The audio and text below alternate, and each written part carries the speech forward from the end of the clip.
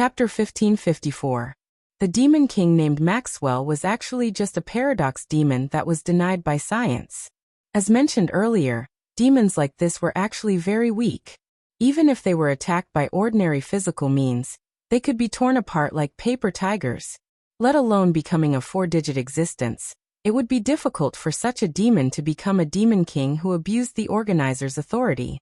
In the end, not only did such a Maxwell successfully become a demon king, but he also became a 4-digit existence. In the end, though it was partly due to the fact that he was a demon that mastered thermodynamics and could freely control the power of the realms of cold and warmth, as well as perform spatial leaps at will, it was still the third perpetual motion machine that gave Maxwell such power and status. It was because of this spiritual core that Maxwell became an almost undefeatable existence. Not only that, the reason why Maxwell could control the realm of cold and warmth to the level of space jump was also largely due to the third perpetual motion machine's ability to generate energy out of nothing, which allowed him to use the power of heat and cold to expand a lot. Without the spiritual core of the third perpetual motion machine, let alone a 4-digit number, Maxwell did not even know if he could squeeze into a 5-digit number. Such a spiritual core could have such potential when used by a demon who was like a paper tiger. If it was used by Noah, it would be helpful, right? Although Noah was not like Maxwell, who did not have a body and could rely on the third perpetual motion machine's ability to generate energy out of nothing to resurrect infinitely. If he could obtain the spiritual core of the third perpetual motion machine, then at least Noah's magic power, divine might energy, and even physical strength and mental strength might reach infinite. In that case, it would be of great help to Noah. After all, regardless of the fact that magic power, and divine might were inexhaustible and could be considered semi-infinite energy, and regardless of the fact that physical strength had never been a factor that troubled Noah, just the fact that his mental strength could be infinite was already a great help to Noah. Firstly, Noah would be able to use spells that originated from his ability points without any restrictions. He would no longer have to worry about fainting due to the exhaustion of his spirit. It was even possible that the spells themselves could be strengthened. Secondly, the limitless power of the spirit would cause Noah's mental burden to be equally limitless. Even if he did not use the dragon son's sovereignty to strengthen himself, he could still bear the burden of using his avatars at the same time. Moreover, it wasn't just the mental burden of using 2 avatars at the same time. Even if it was the mental burden of using all 10 avatars at the same time, it was possible to bear it completely. Then, Noah only needed to keep fighting, gain experience, and increase his ability value. He also needed to solve the problem of the burden on his body, and increase the number of avatars he could use at the same time. Then, why would he worry about not being able to become stronger? However, it was not so easy to obtain the spirit of the third perpetual motion machine.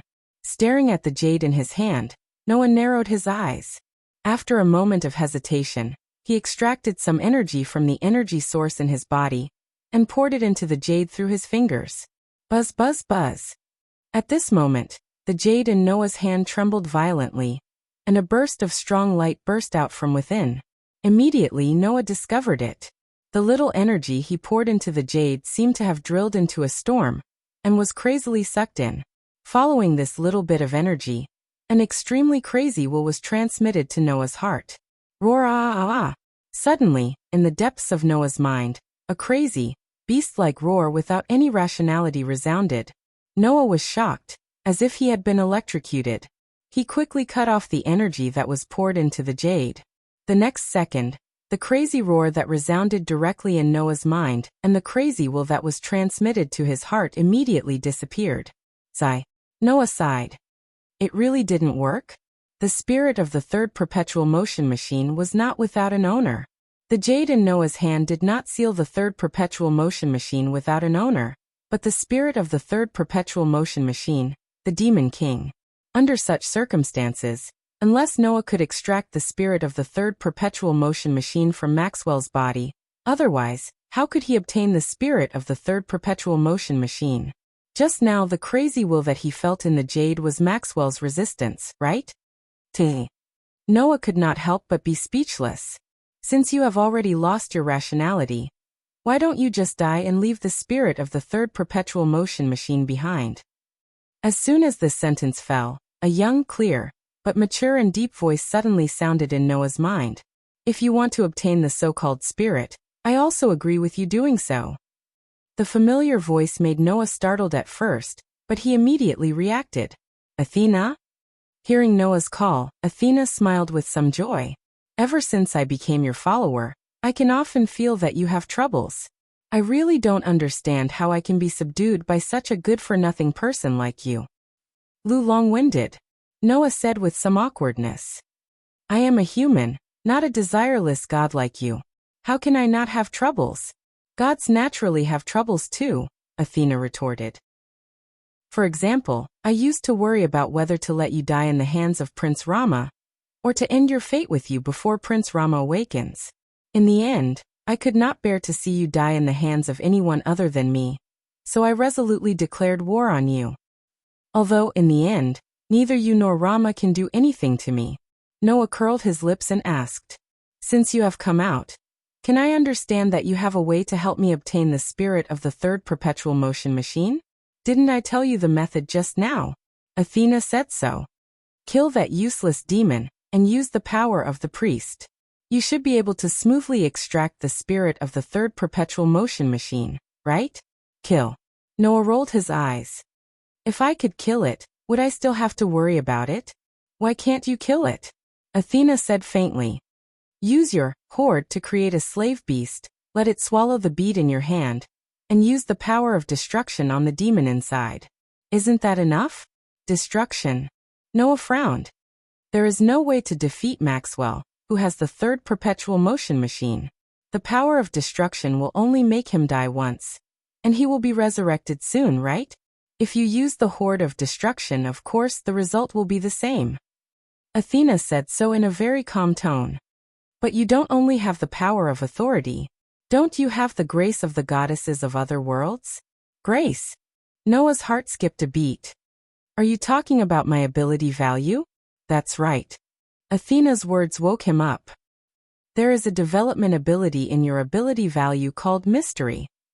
It seems to be a power that can create miracles to a certain extent. If this ability is triggered, perhaps you will be able to kill the target that you originally couldn't kill. But, Noah said with some hesitation. When I was fighting with Maxwell, I killed him so many times, but it didn't trigger mystery. It's just a matter of probability, Athena reminded him. That's why I asked you to use the power of the horde, to create a slave beast and swallow that demon. Using the power of destruction repeatedly will trigger the development ability of mystery, sooner or later. Noah was suddenly enlightened. Thank you, Athena. Athena didn't say anything else. It seemed that she really couldn't stand the troubled Noah anymore, so she came out to remind him. Noah didn't mind and turned the energy in his body into a source of divine power. You have violated the contract and brought evil to the world. The Lord said, sinners will be punished. Their backs will be crushed, their bones, their hair, their brains will be dug out, and their blood and soil will be trampled on. If I can't get close to you, I will follow the Lord's words and give you a hammer of destruction. In Noah's heart, the outline of the stone plate connected to the 10 patterns turned and pointed to the horde.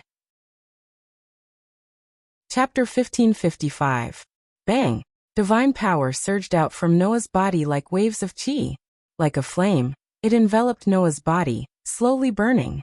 Noah's surging divine power surged in the space and gathered in front of Noah. With a spin, it condensed into a golden wolf. Roar! The burning golden wolf raised its head and howled at the moon. Looking at the golden wolf in front of him, Noah raised his hand and threw out the precious jade engraved with mysterious runes. The golden wolf's eyes suddenly flashed with a faint light, as if it had received some kind of order at this moment. Its 4 limbs tightened, and with a spring, its entire body pounced toward the jade treasure that was thrown at it. In midair, the golden wolf opened its mouth wide and swallowed the jade that was engraved with mysterious runes. Then, it steadily landed on the ground. In the next second, the golden wolf lay down, closed its eyes, and fell into a deep sleep. However, as the golden wolf fell into a deep slumber, a dazzling white light slowly bloomed from its body. The brilliant white light was not very strong, but it was like a small sun, enveloping the golden wolf's body. Buzz, buzz, buzz, buzz. Right at this moment, within the brilliant white light that enveloped the golden wolf's entire body, a burst of intense light that was completely different seemed to tremble and burst forth. Roar! That, a frenzied roar sounded from the golden wolf's body. As if he had expected this, Noah increased the divine power in his body and poured it into the golden wolf's body. Clang! Suddenly, the dazzling white light that blossomed from the golden wolf's body became even brighter, as if it was suppressing the sudden appearance of a completely different intense light, firmly suppressing it, and pulsating it again and again. That scene was like a beating heart.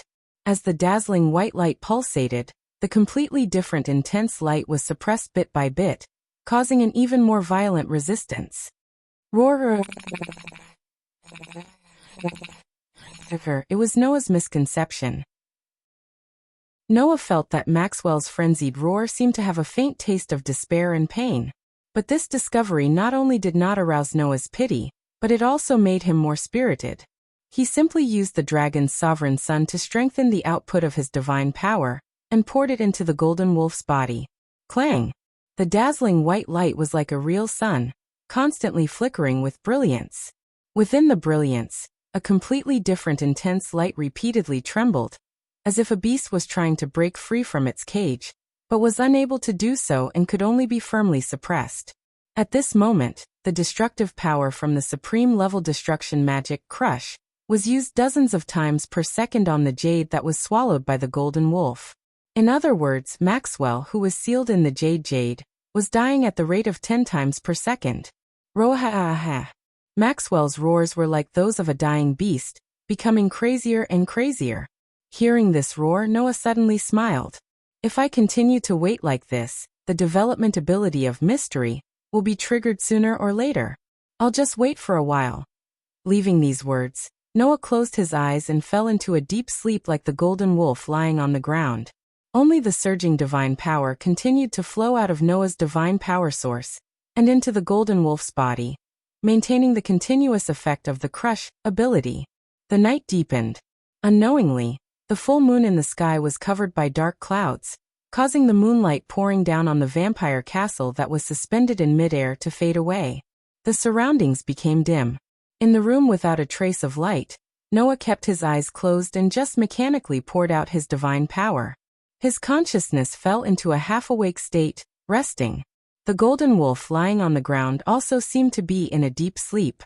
It did not move for a long time, and only the brilliant white light on its body continued to flicker.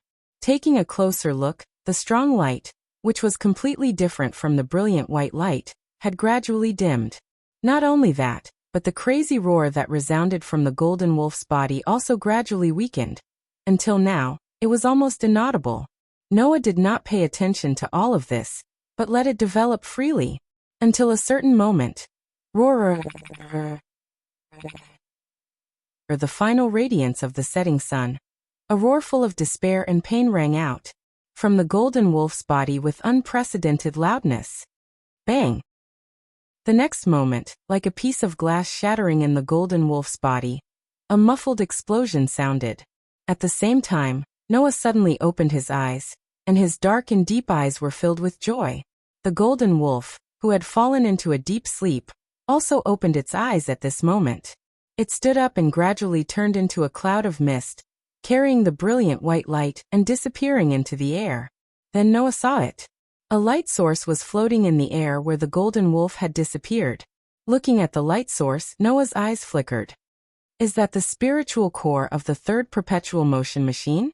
Not knowing if it could understand Noah's voice, the light source suspended in midair seemed to have become somewhat brighter. Seeing this, Noah smiled slightly and extended his hand toward the light source. The light source suspended in midair immediately flew out and landed in Noah's hand. Undoubtedly, there was an unknown light source in his hand, but Noah did not feel any weight or touch, as if the light source did not exist at all. He did not touch anything. However, when Noah raised his hand, the light source lying quietly in his hand moved as well. Holding this unknown light source, the smile on Noah's face gradually disappeared. Immediately, Noah suddenly raised his hand and pressed the light source in his hand directly into his chest. Hum! With a very slight tremor, the light source slowly merged into Noah's body. Noah closed his eyes and immersed his mind into his body, controlling the light source that entered his body and moving it in the direction of the energy source. Finally, the light source merged into the dark hole-like energy source. The dark hole-like energy source suddenly stagnated. Like an explosion in Noah's body, the dark hole-like energy burst open. The endless energy originally stored in the dark hole-like energy suddenly rushed into Noah's body like a flood. That terrifying energy could definitely blow up in existence with a god-level body in an instant. Even if it's Noah, with the blessing of LV6 level ability value, his body's endurance is superb, but it is absolutely impossible to withstand such terrifying energy. If it were before at this moment, Noah's body would burst like a ball. At that time, the terrifying energy released from his body would instantly destroy the entire vampire's castle. However, like a miracle, the terrifying energy did not know why, but it did not burst Noah's body, but disappeared little by little. No, it did not disappear. To be more precise, it should be said that it was integrated into Noah's body little by little. Originally, with the strength of Noah's body, it could not accommodate so much energy. Therefore, it was necessary to open up an energy source at the beginning to indirectly obtain semi-infinite energy. Now Noah's body is like a bottomless pit.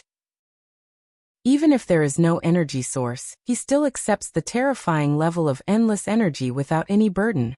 And let the energy be accommodated into Noah's body little by little.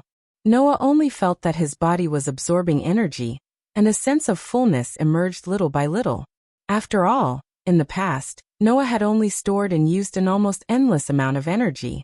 When all these energies were integrated into Noah's body, Noah really had these energies. Under the attack of the increasingly high sense of fullness, Noah could not help but close his eyes again, quietly feeling the changes in his body. The night gradually passed. Chapter 1556. Just like that, the night gradually receded, ushering in a new day. The gentle sunlight shone down from the sky into another room in the minister's throne hall. In this room, Letitia, who was wearing a maid's uniform, was tying a ribbon to the back of her head. She looked at her reflection in the mirror in front of her. After confirming the degree of cleanliness, she nodded in satisfaction, and then muttered to herself helplessly, "Habits are really a scary thing." As a former ruler of the hierarchy and a former royal of the vampires, Letitia was very noble in terms of identity, status, and bloodline. Letitia was actually satisfied with her maid's attire. It had to be said that habits were really scary. If someone had told Letitia in the past that she would be satisfied with her maid's attire one day, Letitia would definitely not have believed it.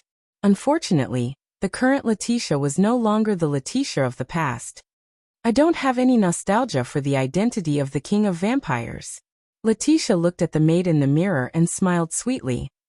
And compared to the life of being sold as a slave in the past, I should be satisfied to be able to be a little maid by master's side now.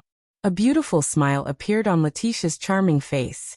Her waist-length golden hair also reflected the sunlight that shone in through the window, making this young and tender little girl appear astonishingly cute. Now that master has returned, it's time for me to continue my work. In the past month, Noah had lost contact with Aziz Dakaha because of the duel. Since then, although Letitia had always believed that Noah was not dead, she could no longer fulfill her duties as a maid, and this made Letitia feel empty in her heart.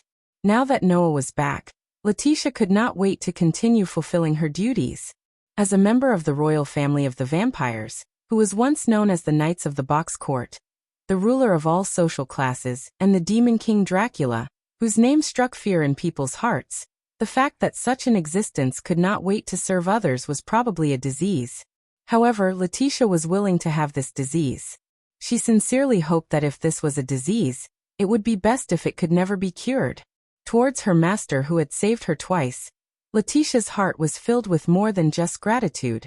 As a subordinate, Letitia, who had been silently observing Noah from behind, had long been impressed by his temperament and bearing. It would be great if my descendants could also have this kind of awareness. After saying this, Letitia tidied herself up and left her room. Castle of the Vampires, Throne Hall. Letitia walked straight through the corridor that was connected to the main hall, and continued forward. Lady Letitia. Good morning, Lady Letitia. Lady Letitia. Along the way, many members of the East, South, and North communities immediately bowed respectfully when they saw Letitia. Good morning. Letitia didn't hold any grudges and returned the greetings to the people around her, causing the people around her to be more or less a little frightened. If there were outsiders present and saw a group of fully armed people bowing respectfully to a maid who looked only 11 or 12 years old with a look of fear and trepidation, they would definitely find it unbelievable. However, this was a very common scene in this place, because everyone already knew that in the entire castle of the vampires, this little girl dressed as a maid had the highest level of combat power. It was believed that everyone in the vampires' castle of the vampires would never forget this scene for the rest of their lives. Back then, when Az Dakaha recovered from his injuries and made a comeback, waging a great war against the rulers of the various classes and the various communities, the little maid in front of him removed the ribbon on her head and transformed into a mature and brave knight. She fought together with the Queen Knight, Faith Reese, who was directly under the command of the Queen of All Saints, and held back the three-headed demonic dragon. Of course, in addition to Letitia and Faith Reese, at that time, among the people who were active at the forefront and directly fighting against Az Dakaha, there were also White Yiksha and 16 knights. Other than these 4 people, the rest of the people only carried out long-range attacks on the periphery. They simply did not have the ability to intervene in a direct confrontation with the Demon King. In the end, 16 Knights was seriously injured by Az Dakaha, and White Yiksha was forced to use his authority as the organizer to seal Az Dakaha. Only Letitia and Faith Reese were lucky enough not to suffer any serious injuries and return safely. Therefore, as people who had personally witnessed Letitia's strength in that battle, no one here dared to treat Letitia as a servant just because she was dressed as a maid. Perhaps, in the entire box court, the only person who could truly treat Letitia as a servant was her master, Noah. Including the people in No Name, no one would truly treat Letitia as a maid. Unfortunately, other people's thoughts were their thoughts. Letitia's own thoughts were the most important. Ever since she became Noah's subordinate, Letitia had already decided on her own identity. Even if others did not treat Letitia as a maid, Letitia herself had to be clear about her identity as Noah's maid. Therefore, no matter what kind of person they were, Letitia, who had positioned herself as a maid, would always return the greeting, until a voice rang out. You're still as proper as before. Following this voice, Pest, who was also dressed in maid attire, slowly walked over from the other side of the corridor. The expression on her pretty face was extremely calm. Isn't it good to enjoy the respect of others once in a while? You are the one who should be more aware of your own identity. Letitia turned her gaze toward the calm Pest and said, Don't forget, you are also a maid. I am not a maid. I am only that guy's subordinate, Pest corrected. Even if he is my master, there is no reason for me to become a maid, right? Can't I be his follower or guard? Oh. Letitia's crimson eyes glowed with a hint of light. In other words, you are dissatisfied with your identity as a maid? Pest, who was being stared at by Letitia, stiffened. Her calm expression became somewhat weak. The pitiful Black Death original Demon King feared nothing in the world. Yet he was completely suppressed by Letitia. It's not that I'm dissatisfied. Pest's expression was somewhat stiff. She spoke in a somewhat stubborn manner. It's just that, even if we are maids, we are still that guys. Before Pest could finish her words, Letitia's gaze turned dangerous. Sensing a chill running down her spine, Pest hurriedly changed her words. We are only master's maids. There is no need for us to treat others as maids, no? Hearing those words, Letitia wrinkled her beautiful brows and began to ponder. You can't say that everything you said is wrong, but as master's maids, if we act arrogantly and give others a feeling of superiority, master will also lose face. No matter what, we can't neglect basic etiquette.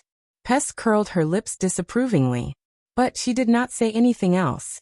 After all, Pest knew very well what was going on. Anything else could be discussed. However, when it came to Noah, As long as it was something that did not benefit Noah in the slightest, Letitia would definitely not negotiate. It was because she understood this point that Pest spoke as if she was possessed by some supernatural force. Are you really that willing to become that guy's subordinate and allow your authority to fall into the hands of others? This question caused Letitia to raise her eyes slightly. She looked straight at Pest. Only then did Pest realize what kind of question she asked. Her expression froze once again. With that one sentence, Pest's thoughts toward Noah were completely revealed. Chapter 1557. An indescribable oppressive atmosphere immediately filled the space around Letitia and Pest. That oppressive atmosphere caused the surrounding passers-by to reveal astonished expressions. However, they tactfully withdrew from the area. Not long afterward, only Letitia and Pest remained in the corridor. As a result, an equally indescribable silence filled the space. Letitia merely stared at Pest without saying anything. However, Pest felt as if her heartbeat had sped up. This caused her to be unable to utter a single word. In an instant, her entire body had stiffened. After an unknown amount of time, Letitia finally opened her mouth and broke the silence and oppressive atmosphere. And here I thought that you would be the same as me, that you would have been subdued by Master's dazzling performance and astonishing activity, while quietly observing Master as a subordinate. You would no longer be as disgusted by Master's subordinate as you were at the beginning.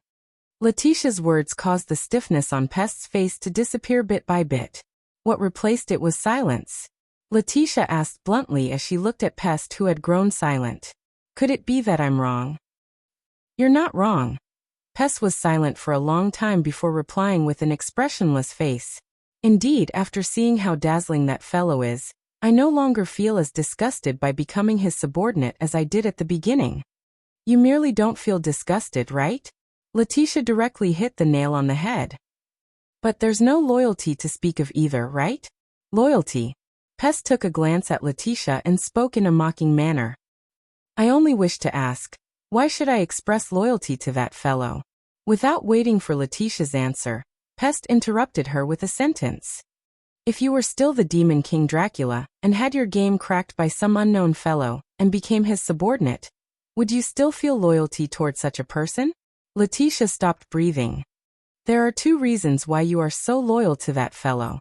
Firstly, aside from being subordinates, the two of you are also comrades in the same community. You don't have any resistance against him. Furthermore, you have been silently observing him from behind.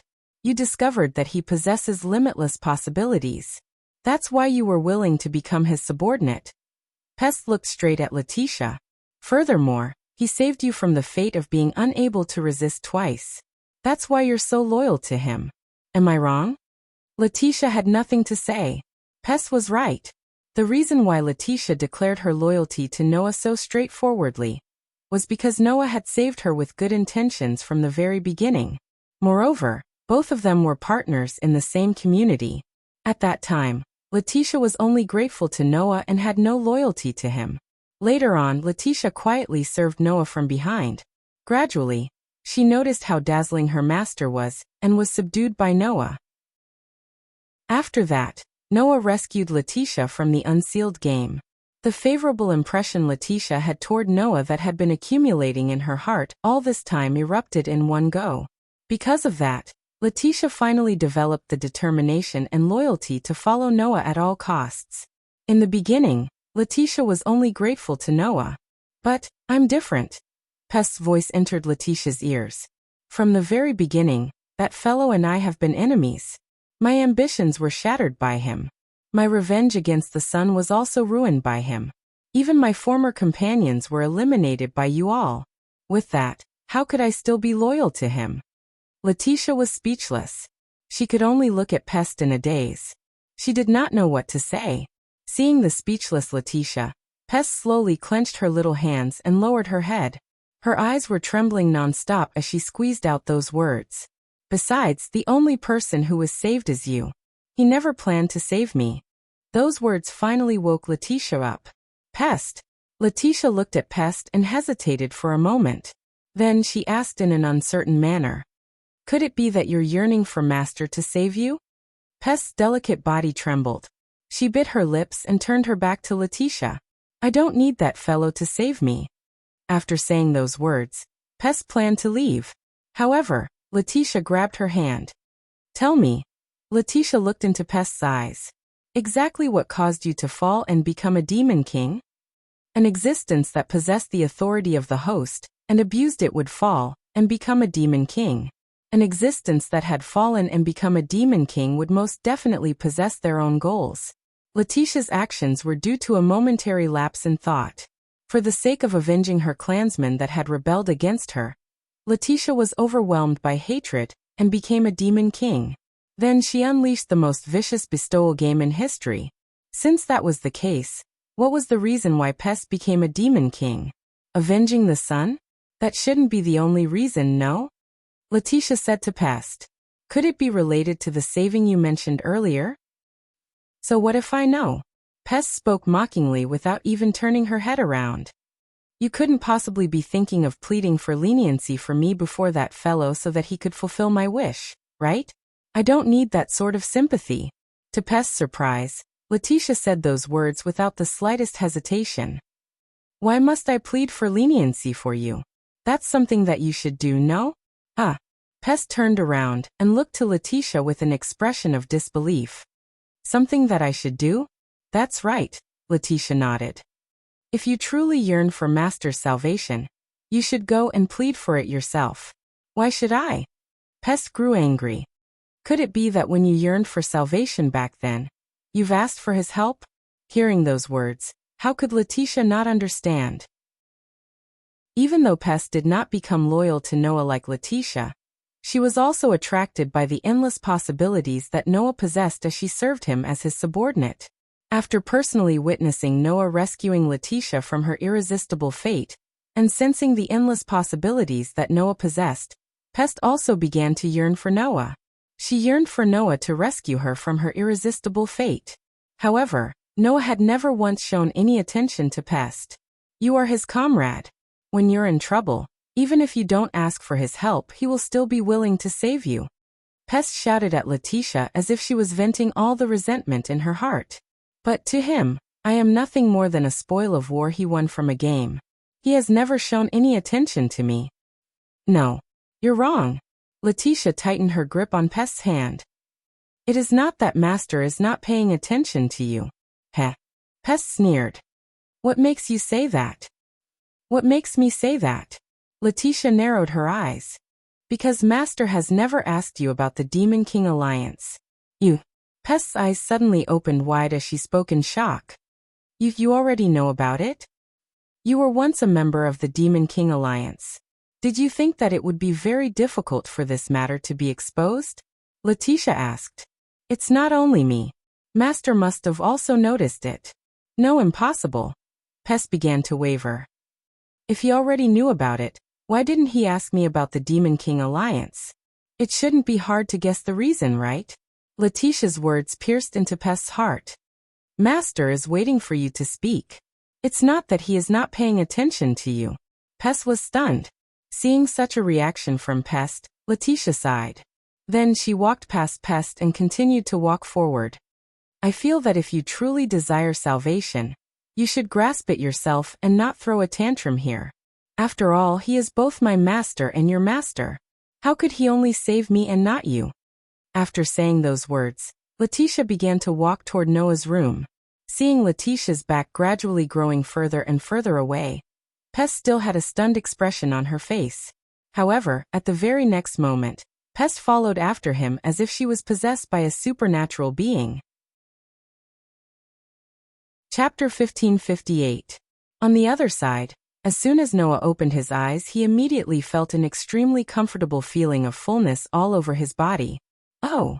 The overly comfortable feeling of fullness made Noah's whole body shiver, and let out a comfortable sound. Under such circumstances, Noah couldn't help but stretch. Along with Noah's movements, the bones all over Noah's body seemed to make a comfortable sound, and there was a series of popping sounds. At this moment, Noah only felt that his whole person was different. This kind of feeling was both real and an illusion. However, in general, Noah's change was quite amazing, even if it wasn't earth-shattering. If someone can sink their mind into Noah's body like Noah and see the situation in Noah's body, they will definitely be able to see it. In Noah's body, in the past, the energy source that was constantly absorbing the energy automatically recovered from Noah's body had disappeared. However, in Noah's body, endless energy was like blood, slowly flowing to every corner. It was just like what Noah had expected. After getting the spirit of the third perpetual motion machine, Noah finally got unlimited energy in the true sense. With the nature of the third perpetual motion machine to generate energy out of nothing, the current Noah, no matter how much energy is consumed, the energy that fills the whole body will not decrease at all. More precisely, it should be said that even if it is consumed, no matter how much is consumed, it can all be replenished in an instant. In other words, the degree of consumption and the degree of recovery will be proportional to each other no matter what the situation is, reaching true infinity. Not only that, because Noah merged the energy source with the spirit of the third perpetual motion machine, the endless energy flowing in Noah's body also has the property of being transformed at any time. Whether it is magic power, divine power, or even any mysterious energy in Noah's memory that can be used, they can be transformed at will with a thought, including mental power. In other words, Noah also got unlimited mental power as he wished. In this way, no matter how many avatars Noah uses at the same time, the mental burden can be borne. Next, as long as his physical ability is improved and the physical burden on his body is increased, then Noah can increase the number of avatars he can use at the same time. It's better to say that my physical ability has also unexpectedly improved. In the process of integrating the spirit of the third perpetual motion machine, the energy in the original energy source was absorbed by Noah's body, which more or less stimulated some of the body's potential. Hasti said that Noah has almost infinite possibilities. The so-called grace of God, in fact, is to stimulate personal possibilities in the way of gaining experience points, in the most intuitive way, adding it to this person's body as nourishment to promote his growth. In this way, Noah's potential was stimulated, which was equivalent to the possibility of sleeping in his body being more or less stimulated. Therefore, Noah successfully triggered this part of the possibility, and allowed his ability points to be updated. Noah Dory LV. 6 Strength, I0, SSS 1857 Durability, I0, SSS 1867 Dexterity, I0, SSS 1864 Agility, I0, SSS 1871 Magic, I0, SSS 1855 Mystery, CV Magic, D Swordsman, B Break, B Toughness, IA Magic, Weapon Refining, Steel Making Magic. Copy, refine, and forge weapons. Copy, refine, and forge weapons will be weakened to a certain extent according to the level, performance, and ability of the weapon. Copy, refine, and forge weapons will be maintained according to the level, performance, and ability of the weapon. Swords protection, permanent magic. Permanent protection according to the attributes of the contracted spirit. Contract spirit as a sword spirit. Obtain the protection of the sword spirit, and weaken physical attacks on oneself. The degree of weakening increases or decreases according to the strength and ability of the target. Cold smelting, quick attack magic. Gradually turn the target into steel. Successful tempering will cause the target to shatter. Tempering speed is determined according to the strength and ability of the target. Skills protection from the world, permanent skill. Equivalent to luck. Events that are directly related to luck will eventually lead to the most favorable result. Overall strength increased by nearly 10,000 proficiency points. After reaching LV 6, it was a miracle to be able to increase so much in one go.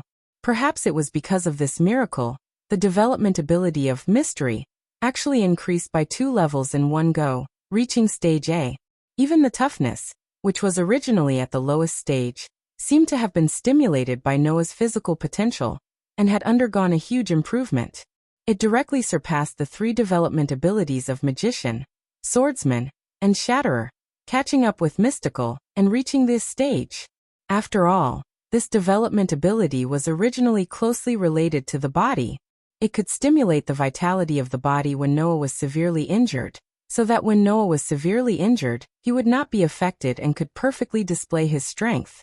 Now, the potential of the body was stimulated, so naturally, the development ability of toughness was also greatly improved. Just by stimulating a little bit of potential, Noah's ability was worth so much improvement. It could be imagined how amazing the possibilities of Noah's body had reached. It was no wonder that even Hestia was shocked. Letitia and Pest were also attracted by the limitless possibilities. Slightly clenching his fist and feeling the abundant power in his body, Noah's eyes flashed with excitement. Now, even using 3 avatars at the same time is not a problem. Even if I use 4 avatars at the same time, I can still succeed after paying some price, right? What did this mean? It meant that Noah's strength skyrocketed overnight. Coupled with Sun sovereignty, which was still studying how to use it, perhaps, Noah already had the ability to truly dominate the box. After all, when using 2 avatars at the same time, Noah could already match 3 figures. Being able to use 3 avatars at the same time, he was definitely at the top among 3 figures. And being able to use 4 avatars at the same time, there was absolutely no opponent among 3 figures. Unless the opponent was like the Halloween Queen, who was an exception among the 3 digits. In terms of strength, she could definitely enter the 2 digits. Of course, the only exception among the 3 digits was the Halloween Queen. Therefore, if Noah were to give it his all now, he might be able to contend against those existences in the double digits. But what about a single figure? Noah gradually calmed down and frowned. It seems that I can't find any description of the existence of a single digit in any ancient book. According to Noah's knowledge, the Asura gods and Buddhas that created the box were all in the 2 and 3 figures. As for the single figure, it was never mentioned. Even an existence like Shakyamuni is only in the 2 figures. Galji, who has completed his spiritual framework, might be able to surpass Shakyamuni, but he is also only in the 2 figures, right? What kind of existence is a single figure? The more he thought about it, the more Noah felt that something was amiss. Thinking about it carefully, the gods in the various mythological systems that I know of are all in the 3 figures. Even the main god-level existences are in the 3 figures. There are some exceptions that are in the 2 figures, but none of them are in the 1 figure. In that case, could it be that there are no existences in the 1-figure range? Or could it be that the existences in the 1-figure range were so powerful that even the 3 strongest races were unable to match them? All of a sudden, Noah fell into deep thought. Right at this moment, someone knocked on Noah's door. "Master, are you awake?" This voice woke up Noah from his deep thoughts. "Letitia." Noah raised his head. "Come in." After those words left her mouth, Noah's door was opened. Letitia, who was wearing maid attire, slowly walked in. Behind her, Pest lowered her head and silently followed behind her. Seeing Letitia and Pest slowly walking in with her head lowered, Noah's sharp senses picked up on something strange. Chapter 1559. Amen. Right after entering the room and seeing Noah, Letitia had a very peculiar feeling. "Master." Letitia sized up Noah. A trace of confusion appeared on her tender and adorable face. "You." Letitia's strange behavior caused Pest, who had been keeping her head down the entire time, to raise her head and look at Noah. Then, she too was startled and revealed a puzzled expression. Looking at the strange expressions on the faces of his 2 subordinates, Noah couldn't help but size himself up and asked in confusion, "What's wrong? Could it be that my body is stained with some sort of strange substance?" "No, that's not it." Letitia shook her head and frowned in a vexed manner. She did not know how to describe her feelings. Instead, it was Pest who hesitated for a moment before asking in a probing manner, "Why do I feel like you're different from before?" That's right. This was the reason why Letitia and Pest were behaving in such a manner. Looking at Noah, who was sitting on the bed, both Letitia and Pest felt that something was different from before. The 2 girls did not know how to describe this feeling. If they must describe it, it would be that they felt as if Noah's existence had suddenly become much stronger. It was as if the existence known as Noah Dole had suddenly become very noble. "So that's what you're talking about." Noah nodded his head in relief. "Perhaps it's because I've obtained the spirit core?" "You've obtained the spirit core?" Letitia and Pest were immediately stunned. However, Noah's explanation was correct. As mentioned in the past, the so-called spirit core referred to one's achievements and inheritance. For example, U2 was originally a very ordinary rabbit. However, for the sake of saving an old man who was being burned by fire, she bravely jumped into the raging flames and sacrificed herself. Because of that, she obtained Sakra's acknowledgement and was promoted to U2's day. That was a type of achievement. As U2's descendant, Black Rabbit obtained the inheritance of this achievement. Because of that, it was known as the Noble of Box Court. That was the sublimation of life. When a human accomplishes a great feat, they will be honored as heroes. Those who inherited the royal bloodline would be regarded as heirs of a noble bloodline, even if they didn't do anything big. These were all referring to existences like Ling Gu. In the past, Noah only had strength but no spirit. He was just like an ordinary human. Now Noah had obtained the spiritual core of the third perpetual motion machine. It was as if he had suddenly completed a great achievement or inherited some kind of bloodline. It was natural that he would give people a feeling of nobility. Letitia and Pest were not newcomers to this place. Naturally, they could understand this logic. Therefore, the two girls were both relieved and surprised. He was relieved because he finally understood what that strange feeling was. They were surprised because Noah had obtained the spirit core. What kind of spirit did Master obtain? Letitia asked curiously. From the looks of it, it seems to be a very unusual spirit. I don't know if it's unusual or not. The corners of Noah's mouth couldn't help but curl up slightly. However, it's a fact that it's extremely helpful to me. As he said this, Noah raised his hand and looked at it. He slowly clenched his fist and spoke with great confidence. Now, even if it's existences like White Yiksha and Halloween Queen, I'm confident that I won't lose. It was a simple sentence, but it was as if thunder had struck them. It made Letitia and Pest's bodies tremble, and their eyes widened. Won't lose to White Yiksha and Halloween Queen? What kind of joke was this? What kind of existences were those two? The former was the most powerful star spirit who had intimidated many groups of gods since ancient times. She had once ruled over all the centers of the universe, and was ranked in the top 10 of Box Court. The latter was an exceptional existence among the 3 digits. In terms of strength alone, she could be promoted to the 2 digits. White Yiksha viewed her as an enemy. Even in the entire Box Court, these 2 almighties were among the top existences. Now, Noah claimed that he was confident that he wouldn't lose to them. If it were someone else, Letitia and Pest would definitely not believe it. However, since it was Noah who said this, Letitia and Pest had no choice but to believe it. It wasn't just because the 2 girls already knew that Noah possessed limitless possibilities. It was also because Noah's sense of existence and noble temperament were telling Letitia and Pest that their master had indeed obtained extraordinary opportunities. He was already an expert who could force the 3 digits demon kings into desperate straits. Now he had taken a step further and obtained extraordinary opportunities. With Noah's possibilities, what was strange about him being able to rival White Yiksha and Halloween Queen? Thus Letitia smiled happily. He actually said that he's confident that he won't lose to White Yiksha and Halloween Queen. Really, does my master have a limit? Pest looked at Noah with a complicated expression. Her heart was filled with mixed feelings. Noah's strength had increased. What Pest felt the most was joy. That was because it meant that the hope Pest saw in Noah was not something flashy and without substance. However, at the same time, Pest was at a loss as to what to do. It was as Letitia said. Pest had her own wishes. At the same time, she had noticed Noah's possibilities and believed that he had the ability to help her realize her wishes. Because of that, she had more or less felt a desire to be saved. However, Noah had never shown too much attention to Pest. This caused Pest to be at a loss as to what to do. After all, Pest had said it herself. Before she became Noah's subordinate, she was only Noah's enemy. After becoming Noah's subordinate, she would only be his spoils of war.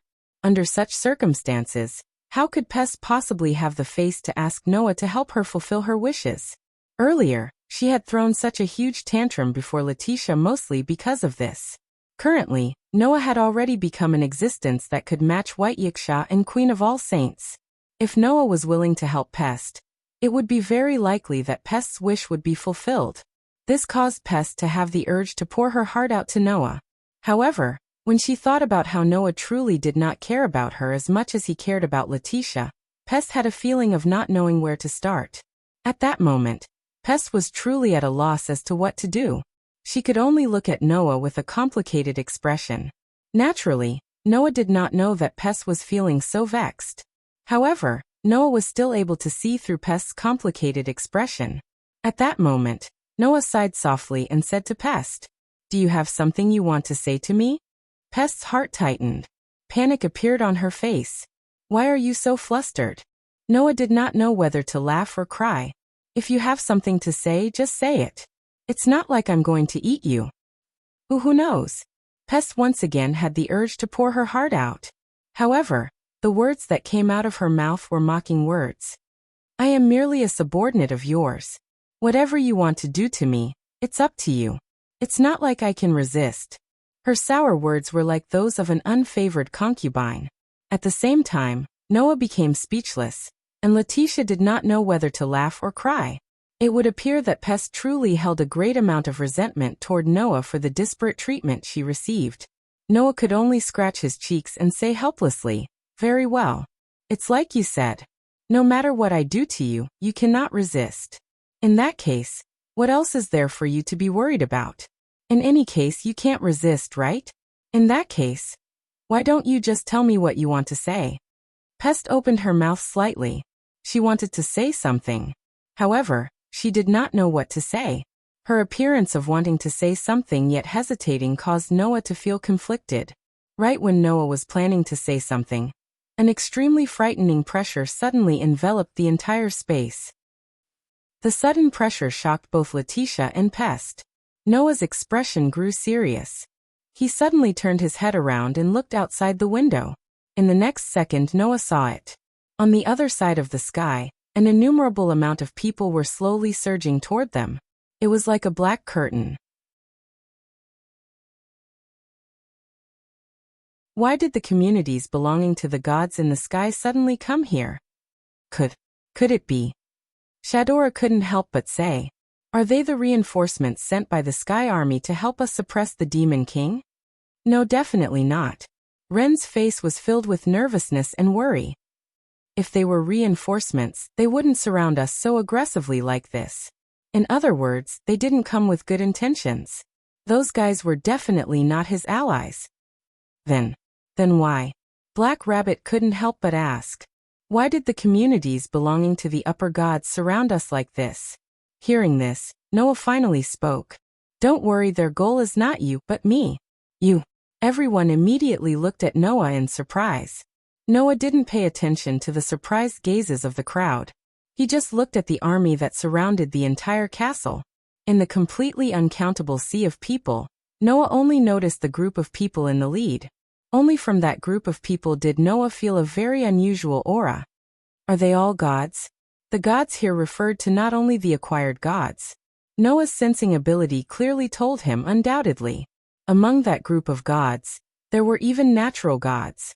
The strongest species. The existence in charge of leading the god army was one of the 3 strongest species.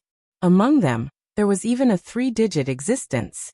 Because of this, everyone was so shocked. Noah looked at the group of gods and distinguished the flags that were fluttering near them. "I see. Almost all the gods of the mythological system are here. Even the gods of the Celtic mythology are here. That was why Faith Reese didn't appear. After all, if she appeared here, the Queen Knight wouldn't be able to choose a side."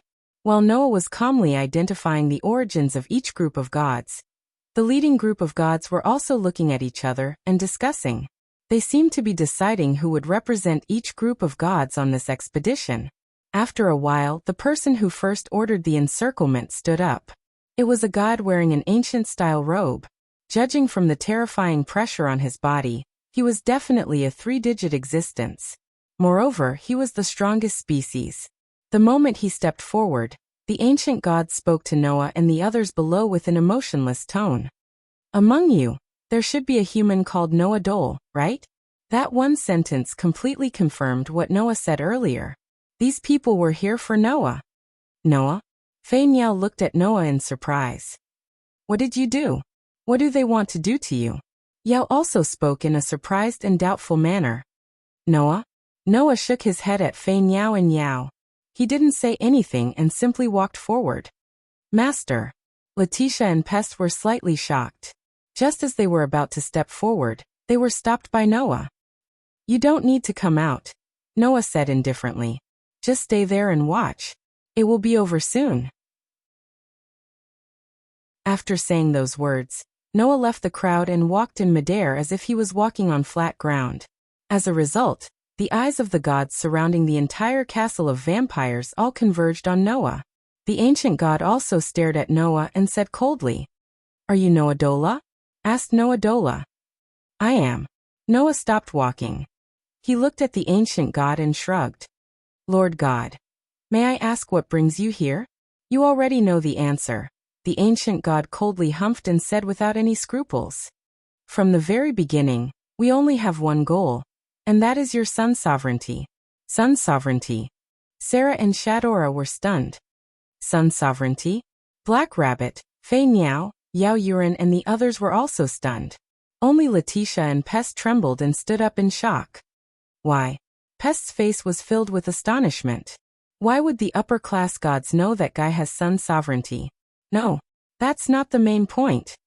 Letitia's tone became somewhat anxious.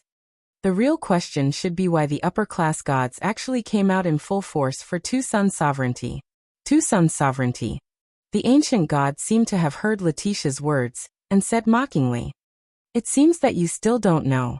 Everyone looked at each other in dismay. Then let me tell you, the ancient wind god said loudly. Noah Dole doesn't just have two-son sovereignty. The White Night King has already transferred all of his son's sovereignty to this human. He has at least 14 son sovereignty, which is more than half of the son's sovereignty. Wah! Everyone was shocked. More than half of the son's sovereignty? Black Rabbit was shocked.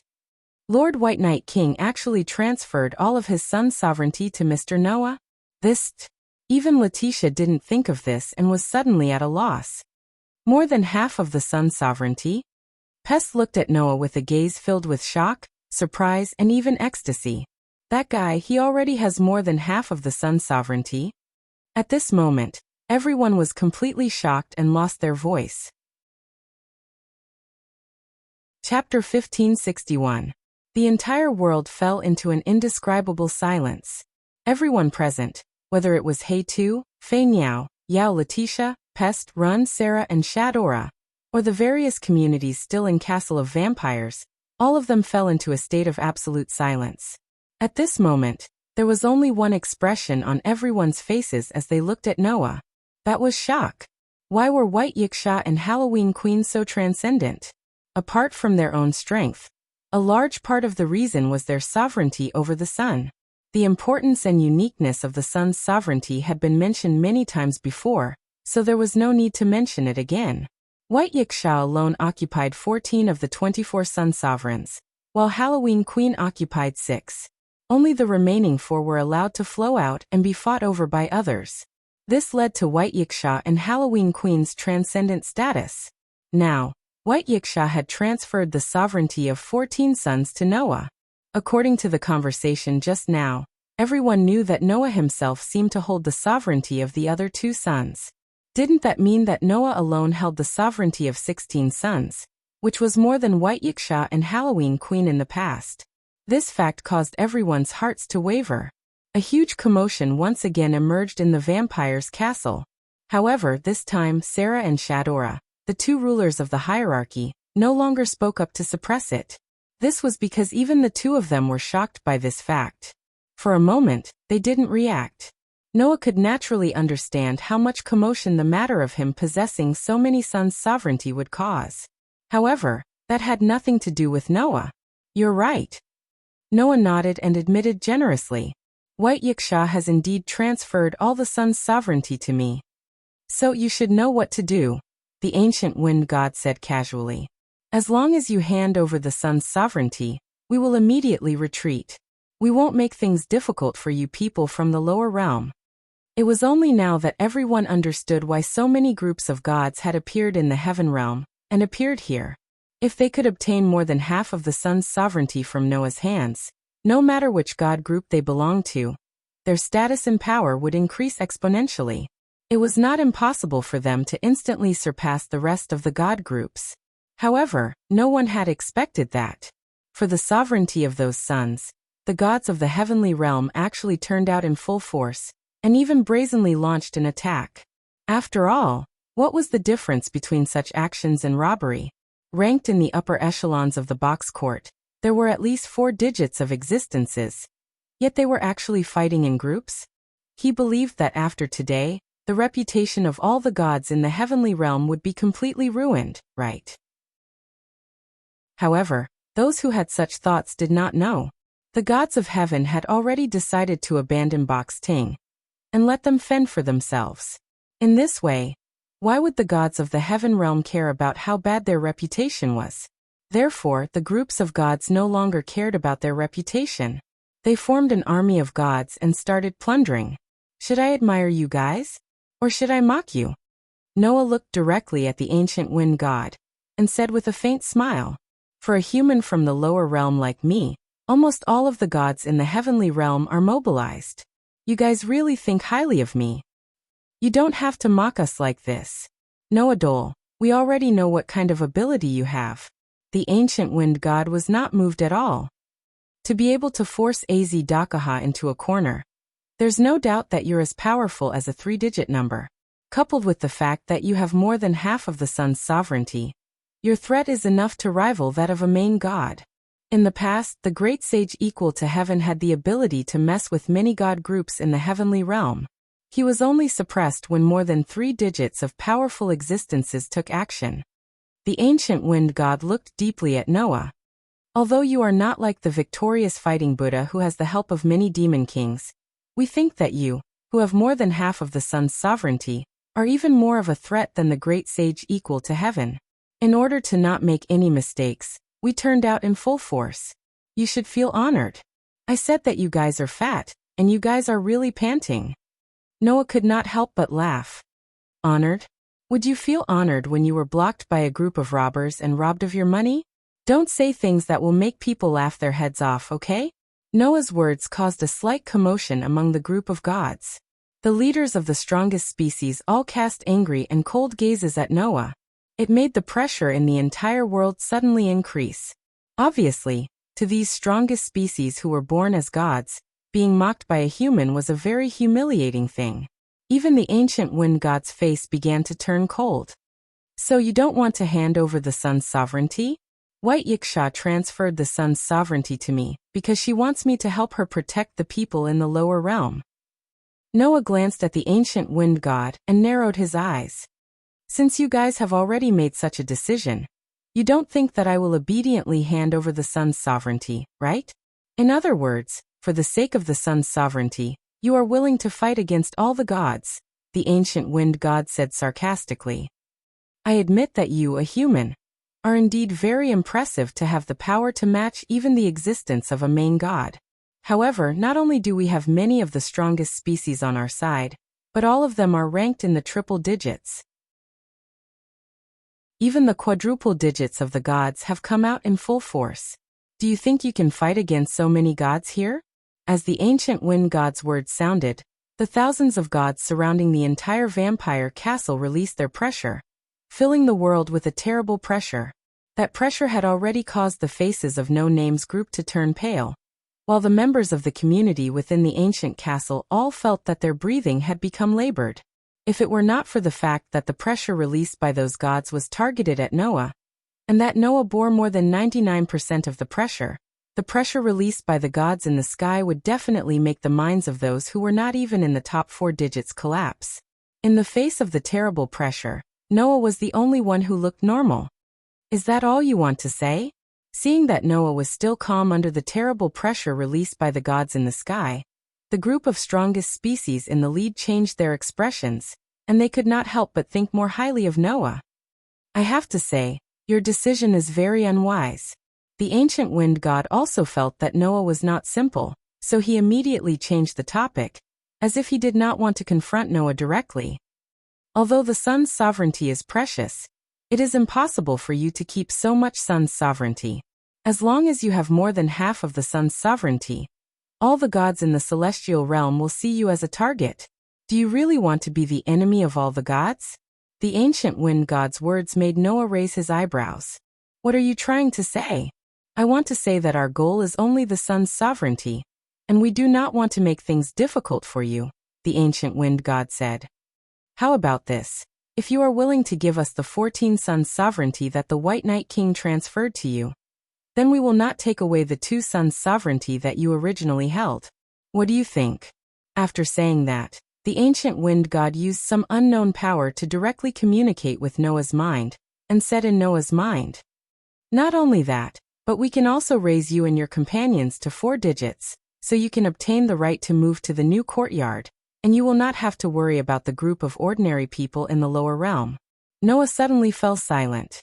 However, before the ancient wind godly spirit could rejoice, Noah sighed and said indifferently, "Don't worry. As expected, I should not have any expectations of you so-called gods."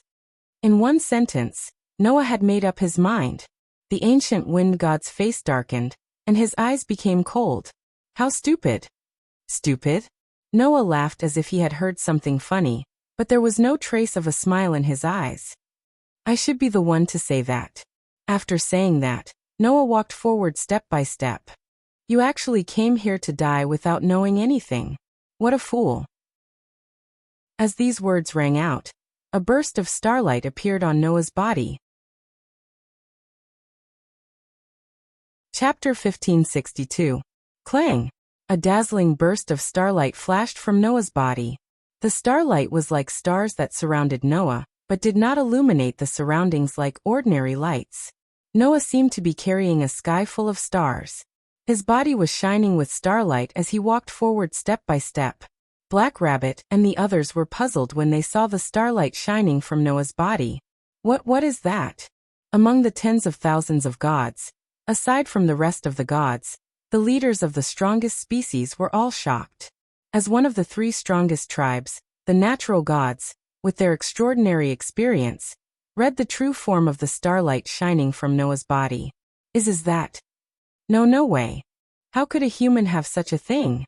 The ancient wind god's face was also filled with shock. Immediately after, an extremely strong sense of foreboding surged in his heart. Under the shroud of the foreboding, the ancient wind god's expression changed abruptly and he shouted, "This is bad. Let's retreat quickly." Retreat? Noah raised his head abruptly and looked in the direction of the group of strongest species. It's too late. After saying that, Noah stretched out his hands as if he was going to hug something and put his palms in front of him. The starlight shining from Noah's body suddenly surged into Noah's hands and gathered in front of Noah's palms, forming a star atlas. At first glance, it looked as if Noah had wrapped the entire universe in his palms, causing the dazzling starlight to bloom from within. Seeing this scene, many gods finally gradually recognized the true form of the star map, and their faces were filled with horror. No. How could this be? No, impossible. As for the group of strongest breed-born deities, they all had an ominous premonition. Without any hesitation, they immediately turned around and fled. Unfortunately, a voice rang out before they could escape. Activate the virtual star Ticeway. Let the stars of the universe rotate. Simulate the star atlas, another cosmology. The star chart that had gathered in Noah's hands suddenly flickered, turning into a tide of starlight that surged out in all directions at an astonishing speed. It enveloped everyone in the surroundings in an instant. Wherever the dazzling starlight passed, everyone present, whether it was the gods and Buddhas in the sky or the communities in the ancient castle, was shocked to find that their star Ticeway's star atlas had changed. The spirit lattice in his body was dropping at an astonishing speed in an instant. My spiritual lattices. How could this be? My spiritual lattices are dropping. It was not only the others. Even Black Rabbit, Fei Niao, Yao Letitia, Pest Sarah, Shadora and the others were shocked to discover that their spirit levels were decreasing at an astonishing speed. It continued until only half of their spirit levels remained. Among the people present, Only Noah and the strongest tribes who were planning to escape did not have their spiritual lattices reduced by half. However, Noah aside, although the natural gods did not have their spiritual lattices reduced by half, they were all unable to move. This was because the dazzling starlight that surged toward the strongest tribes began to spin and gradually gathered into stars made of dazzling starlight that enveloped the strongest tribes. Virtual star Taisway? One of the strongest tribes cried out in despair. This is the virtual star Taisway. This sentence caused the strongest tribes to show a look of despair on their faces. Virtual star Taisway. It was the simulate the star atlas, another cosmology, that could overcome all the differences in strength and seal the two strongest tribes, the deities and the astrals. When used on targets other than the deities and the astrals who were not the strongest tribes, it could only reduce their spiritual lattices by half. However, if it was used on the gods, who were the strongest species, it would be able to ignore their powers and seal them all into a fictional world.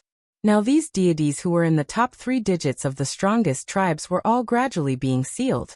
Without Noah's permission, these deities would probably never have the chance to see the light of day again. Why? The ancient wind deity roared crazily. Why does a human have the simulate the star atlas, another cosmology? Do you want to know? Noah's lips curled into a cold arc. Wait until you are in my prison. You will have plenty of time to think about it. After saying this, Noah suddenly clasped his hands in front of him. The star atlas that was heavily clasped in Noah's hands suddenly burst into a burst of astonishing starlight. It was like a pillar of light that soared into the sky and went straight into the clouds. Then, the deities who were enveloped by the starlight were all carried by the star atlas and flew in the direction of the pillar of light that soared into the sky. No. Following a series of neat cries, the deities who were born were all carried by the star atlas into the pillar of light that soared into the sky and disappeared. The only deities who were left behind were those who were not born, but were acquired. The gods and Buddhas in the sky could only watch helplessly as the strongest species leading the various god groups were all sealed one by one. Their faces turned ghastly pale in an instant. As for Black Rabbit and the others, they looked at Noah, who seemed to have captured the pillar of light that soared into the sky and the earth and sealed the deities one by one. The light in their eyes was all replaced by shock. However, what shocked Black Rabbit and the others even more was yet to come. Noah, who had captured the pillar of light that soared into the sky and the earth, looked around, and his dark and deep eyes flashed with a hint of sharpness. Since you are here, then all of you shall stay here. A burst of extremely terrifying divine power rose from Noah's body. In the depths of Noah's heart, on the stone plate that was connected to the outline of 10 patterns, 3 patterns lit up one after another. One was Phoenix. One was Thunder. The other was Priest. In this instant, Noah used 3 avatars at the same time. Beep beep beep. Accompanied by a burst of thunder and lightning. A burst of bright lightning rose from Noah's body and swept out. Because he used Phoenix at the same time, the violent lightning that swept out in all directions all carried a lightning speed, and in a form that could not be seen by the naked eye, it shot out in all directions indiscriminately. Although the deities and Buddhas present in the sky were not sealed, because of the power of illusory star Taisway, their spiritual lattices were all reduced by half, and their powerful strength that was enough to reach 4 digits suddenly dropped to 5 digits. Under such circumstances, the deities and Buddhas in the sky did not even have time to react before they were suddenly hit by the lightning that shot out at lightning speed. With a bang, their bodies were covered by the violent lightning. Ah! Screams rang out from the deities and Buddhas' mouths one after another. However, the deities and Buddhas in the sky did not notice. Mysterious runes were reflected on the lightning bolts that were crazily attacking their bodies. In the next second, the deities and Buddhas in the sky were all covered by the lightning that was covered with runes, and their strength and movements were all restricted, and they were completely unable to move. In the face of the deities and Buddhas that were covered by violent lightning, Noah only shouted softly, "Seal." Therefore, in the lightning that was moving on the deities and Buddhas' bodies, mysterious runes flashed one after another. Then, the deities and Buddhas were carried by the lightning that was covering their bodies, and their bodies involuntarily flew in the direction of the pillar of light that was soaring into the sky. They were submerged in it, and followed in the footsteps of the strongest species. The terrifying divine power that was rising from Noah's body slowly converged. The pillar of light that was soaring into the sky also slowly shrank, and finally shrank into Noah's closed palm. And together with the shining star Atlas, it slowly disappeared. Henceforth, the many deities from the heaven realm were all sealed by Noah. Looking at the figure standing in the wind, Black Rabbit, Fei Niao, Yao Letitia, Pest, Sarah, Shadora, and the various communities in the ancient castle were all stunned. They were unable to recover from their shock for a long time. Chapter 1563. I'm sorry. In the main hall of the throne hall, Noah apologized to his companions. Undoubtedly, the target of those gods was only me, but you all have to suffer with me. I'm really sorry. Hearing this, the group of people who followed Noah back to the throne hall looked at each other in dismay. Then they all laughed bitterly. You're too polite, Mr. Noah. Sarah shook her head. Although it's said to be suffering, in fact, we didn't suffer any damage. If there is any impact, it's probably only that we have a new understanding of how powerful Mr. Noah is. Yes. Shadora nodded very seriously. It's not until today that we know how powerful Mr. Noah is. Before, we only knew that you could fight Audiobook head-on. Now, it seems that this evaluation may be too low, but there is absolutely no possibility of it being too high. The existence of the final trial of humans was the oldest demon king with the characteristics of a god slayer. These existences were all the natural enemies of the gods. As a three-digit demon king, Audiobook defeated more than 1 million gods with the help of the simulated star Atlas, another cosmology. Today, Noah, a human, also relied on another cosmology, and his own strength to seal all the millions of gods. It was believed that after today, the name Noah Doria would become a legend that would not be inferior to the final trial of humans.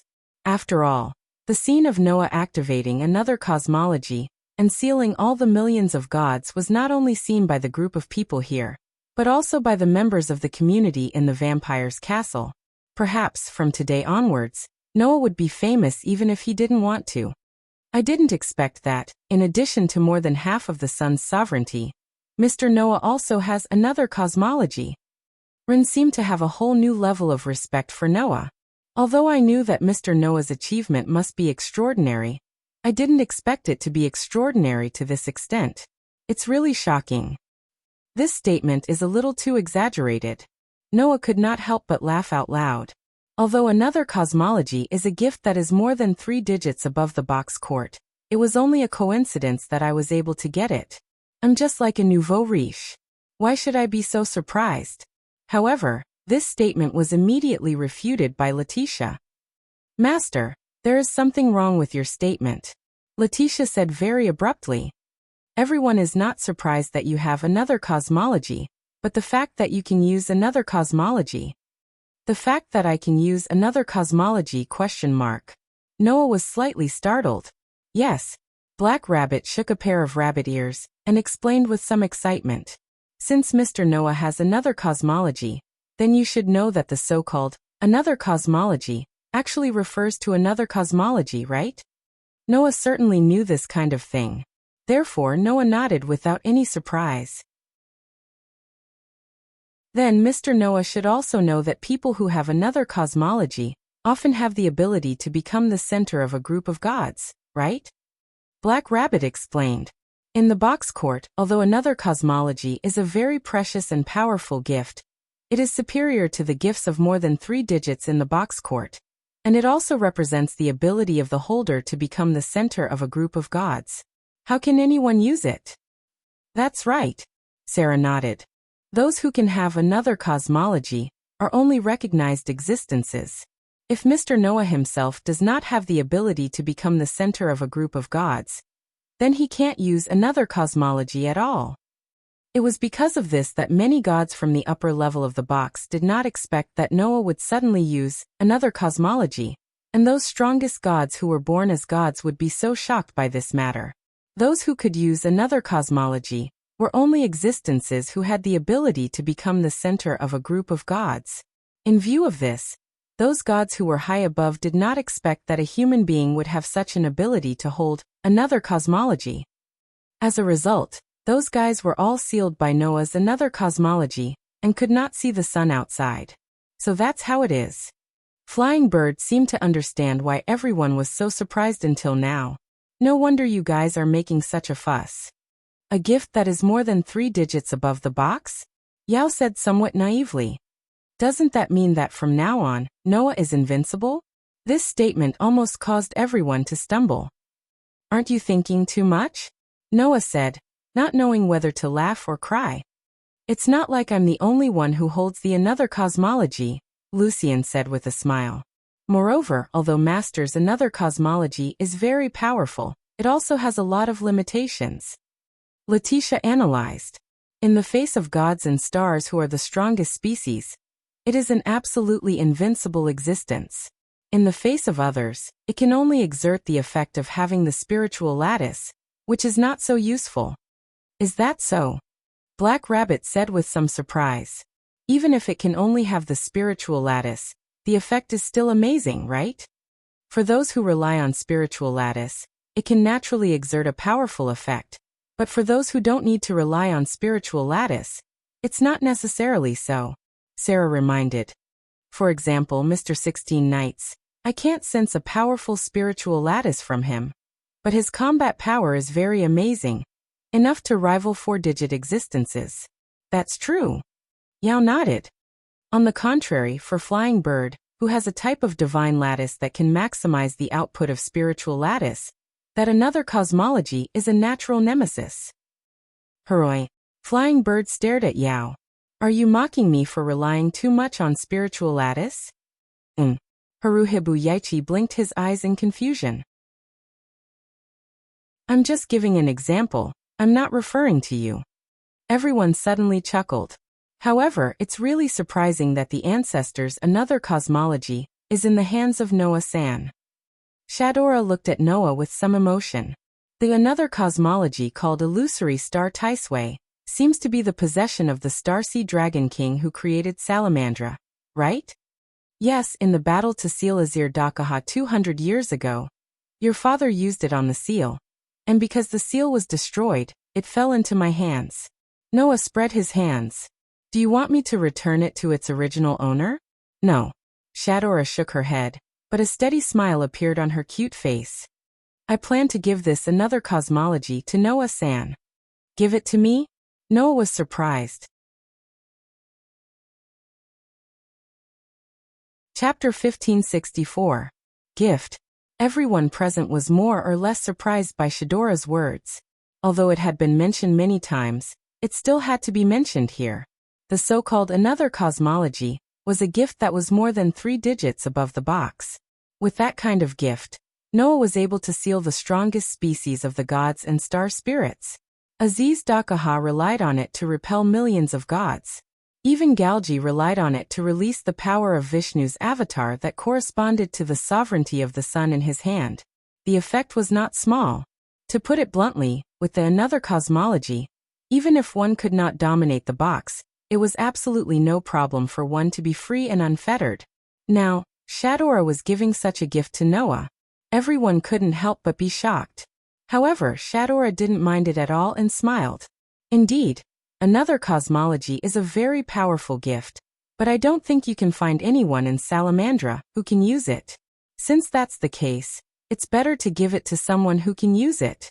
That way, it'll be of great value. Just because of that? Noah could not help but ask. Just because I can use the another cosmology, you plan to give me the important gift left by your ancestors. Of course, that's not all. Shadora looked at Noah. Mr. Noah once blocked Aziz Dakaha alone, and bought time for the people of Flame City to retreat. If it was not for Mr. Noah, not only Salamandra, but even the residents of Flame City would have all been killed. You have done a great favor for Salamandra, and I have been troubled about how to repay it. Now, I am just giving a precious gift that can be seen but can't be used to Mr. Noah. Shadora's young and cute face was filled with determination. Moreover, the ruler of the East District, the star spirit of the sun, White Yiksha, is even willing to transfer the sovereignty of the sun to you in order to save the people of the lower realm. As the ruler of the North District, I will not be stingy." As she said this, Shadora looked straight at Noah. "So Mr. Noah, please help us defeat Aziz Dakaha and maintain order in the box from the Demon King." Everyone was touched by Shadora's words. "Shadora is right." Sarah stepped forward and said to Noah, "Mr. Noah is the only trump card on our side that can defeat Aziz Dakaha. In order to protect the box, if we can help Mr. Noah, we will definitely do it.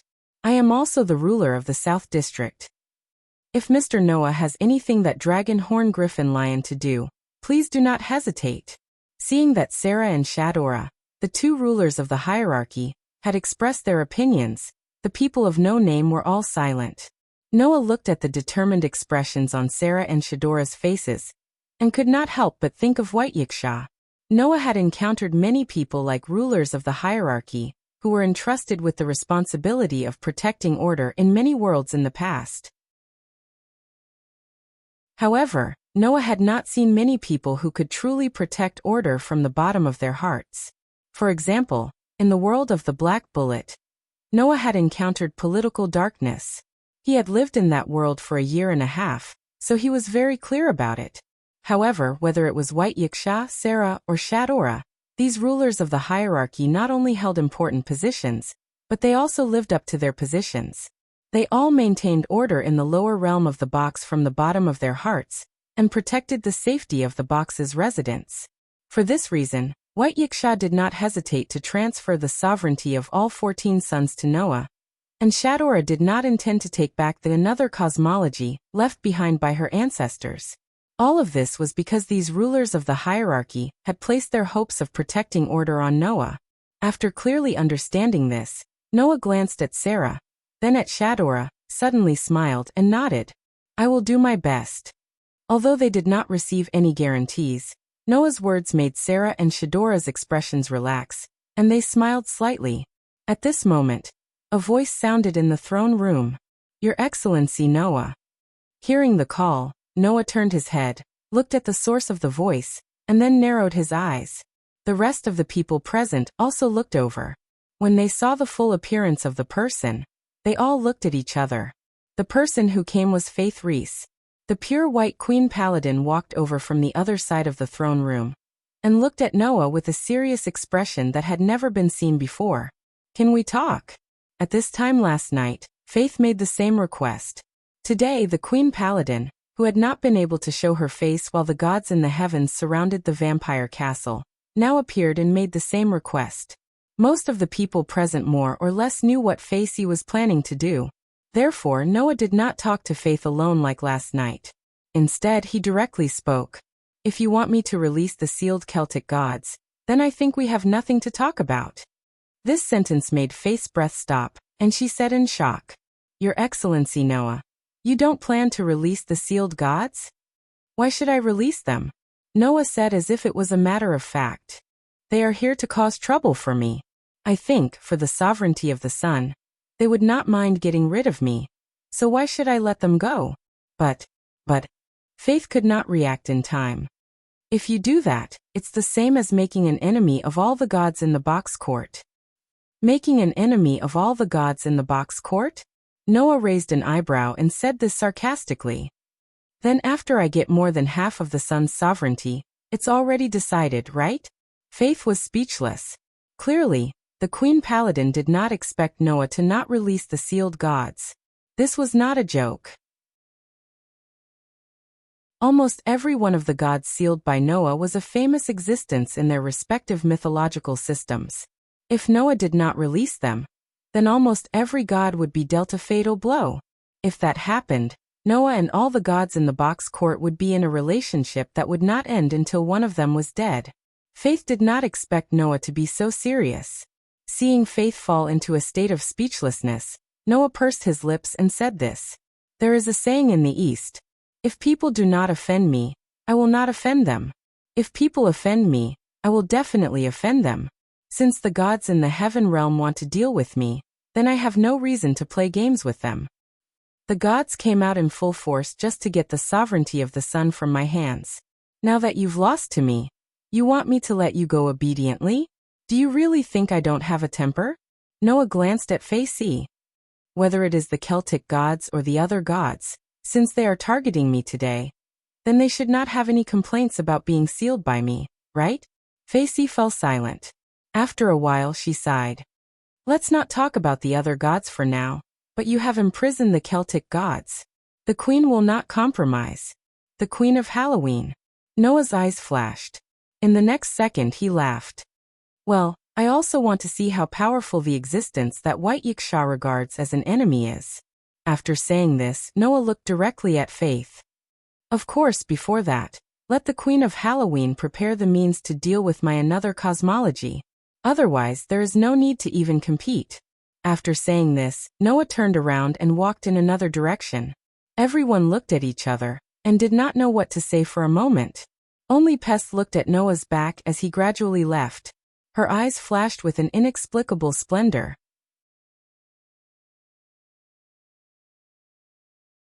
Chapter 1565. After leaving the main hall of the throne hall, Noah turned directly into the corridor and returned to his room. Kacha. After closing the door, Noah took off his coat and casually threw it on the table beside him.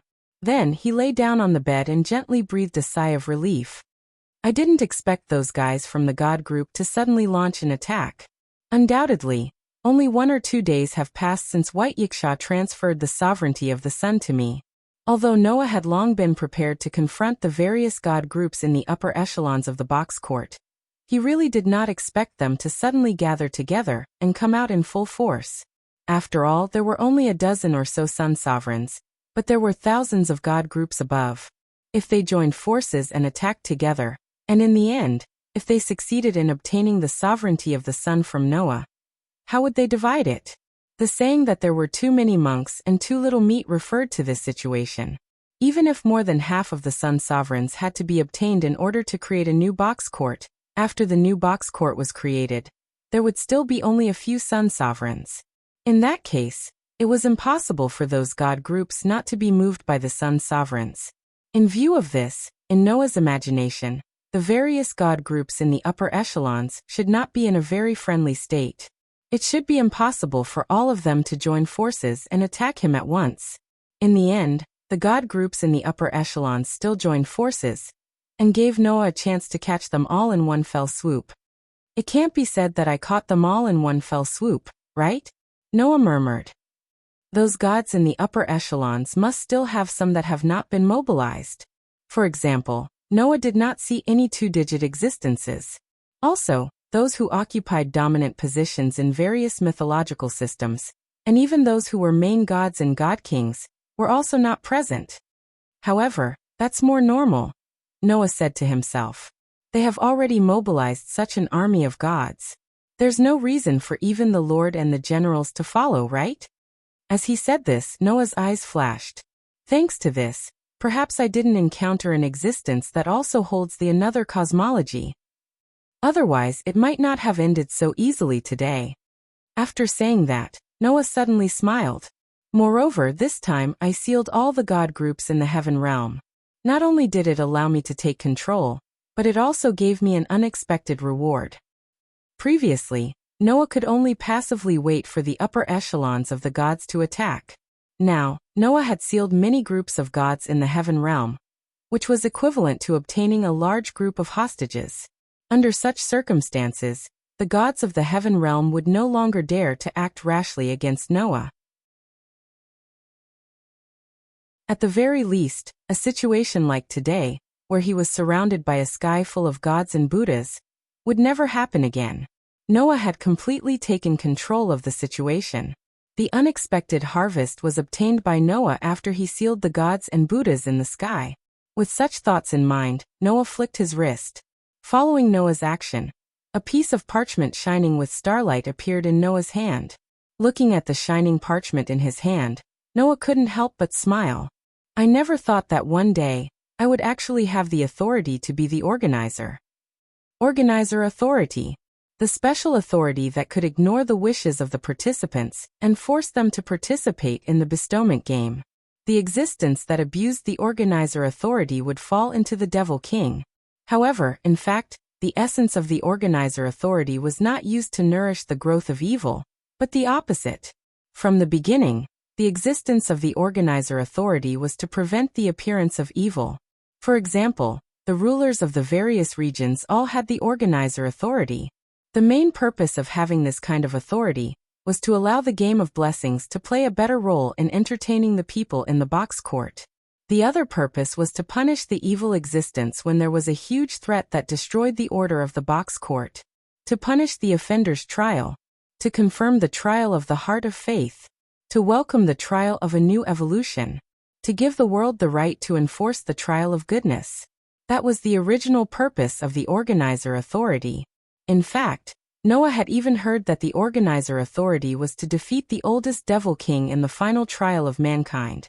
It was created as a means to fight against the oldest devil king. Therefore, the organizer authority was not a bad thing. It was only later that it was abused. Right now, the parchment in Noah's hand was the organizer authority granted to Noah by the box court. That was because Noah had sealed 1,000,000 deities. Pest was an undead created by the Black Death when the sun entered the Little Ice Age.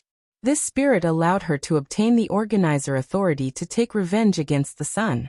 Now Noah had sealed 1,000,000 deities. This action seemed to have been approved by the central authority of the box court. Therefore, the central authority of the box court gave Noah the organizer authority. Because Noah had sealed 1,000,000 deities, he obtained the organizer authority. This authority was also used to target the bestowment game of the deities. If the opponent was not a deity, then the organizer authority would not be able to be used. However, if the opponent was a deity, then the bestowment game of the organizer authority would give Noah a huge advantage when facing a deity. If he had obtained the organizer authority before sealing the deities, then perhaps those deities would not have ended up being sealed. Instead, they would have been massacred. From this point of view, those deities should feel lucky. Unfortunately, the organizer authority is a system unique to the box court. It is also impossible to use it in other worlds. Noah played with the glowing parchment in his hand. He could not help but feel some regret. However, Noah was not too obsessed with this benefit that he had inadvertently obtained. The other worlds might not necessarily have the existence of deities. Being able to use it in this box court is already enough.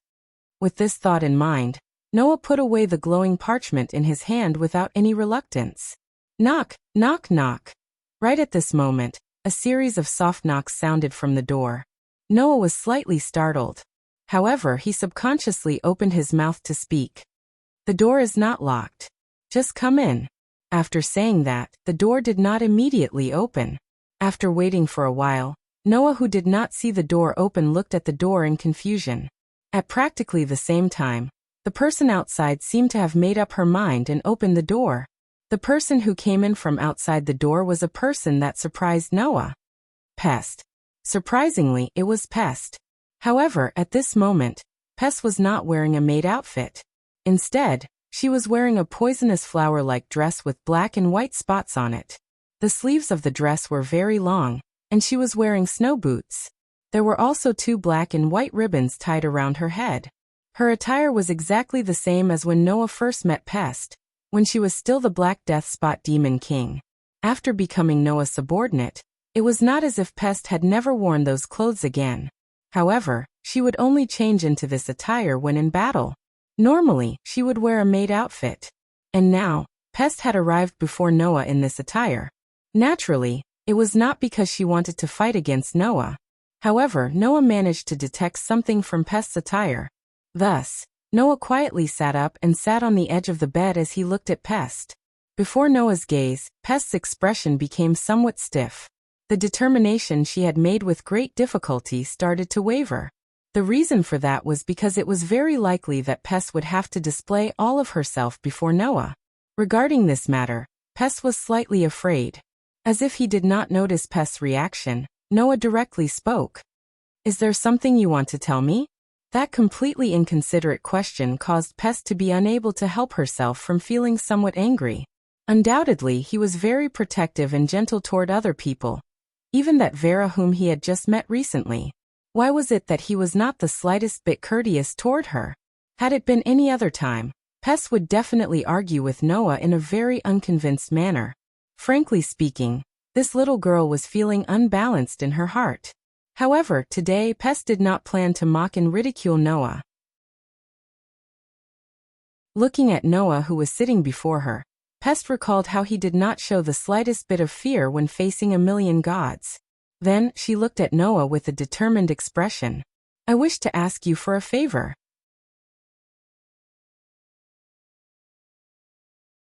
Chapter 1566. I would like to ask you for a favor. When those words left Pest's mouth and entered Noah's ears, there was not the slightest trace of surprise on Noah's face. Pest was hiding something in her heart. Noah had long since noticed this. However, in the past, Noah had never paid any attention to this matter. It was not that Noah did not want to pay attention to it. Rather, it was useless even if he did. Since Pest had chosen to hide it, it meant that she did not wish to tell him about it. If that was the case, how could Noah force Pest to tell him what was in her heart? Naturally, that was impossible. It was just like what Letitia said. It was not that Noah did not wish to pay attention to Pest. Rather, he was waiting for Pest to speak. If Pest was unwilling to tell him about it, then Noah's effort to pay attention to her would be in vain. Please. Noah looked at Pest with a meaningful gaze. Is it related to the Demon King Alliance? Sure enough, you already know about my relationship with the Demon King Alliance. Pest let out a rare bitter laugh. Then, she shook her head in denial. Unfortunately, even if you ask me about the Demon King Alliance, I am unable to tell you. After all, I am only a low-level member. I have only joined the Demon King Alliance for a short period of time. Furthermore, before the attack on the Fire Dragon's birth ceremony, I have always been working together with His Highness and Ling. I am simply unable to come into contact with the Demon King Alliance's internal affairs. Thus, even if you want to ask me about the Demon King Alliance's information, you would already know everything that I know. Is that so? Noah sighed. Forget about it. The Demon King Alliance is nothing more than a puppet controlled by the gods. There is no need to pay attention to them. After saying those words, Noah looked at Pest. In that case, what is the matter that you wish to ask of me? Hearing those words, Pest hesitated for an instant. She did not know how to start the conversation. However, after a while, Pest lowered her head and spoke with a deep voice. I wish to ask you to help me change the fate of the Black Death outbreak. Change the fate of the Black Death. Noah was slightly startled. He spoke with uncertainty. What do you mean? Pest seemed to have decided to throw caution to the wind. She raised her head and looked straight at Noah as she spoke in an extremely serious manner. I want to change the appearance of the Black Death and erase the history of its occurrence. Erase the history of the Black Death. Noah frowned. You're the one controlling the Black Death, right? Can't you do that yourself? If it was that simple, I wouldn't be so vexed. Pest bit her lips. Do you know? I've traveled to many parallel worlds and confirmed the outbreak of the Black Death in all of them. At that time, I knew that the Black Death wasn't a simple natural disaster.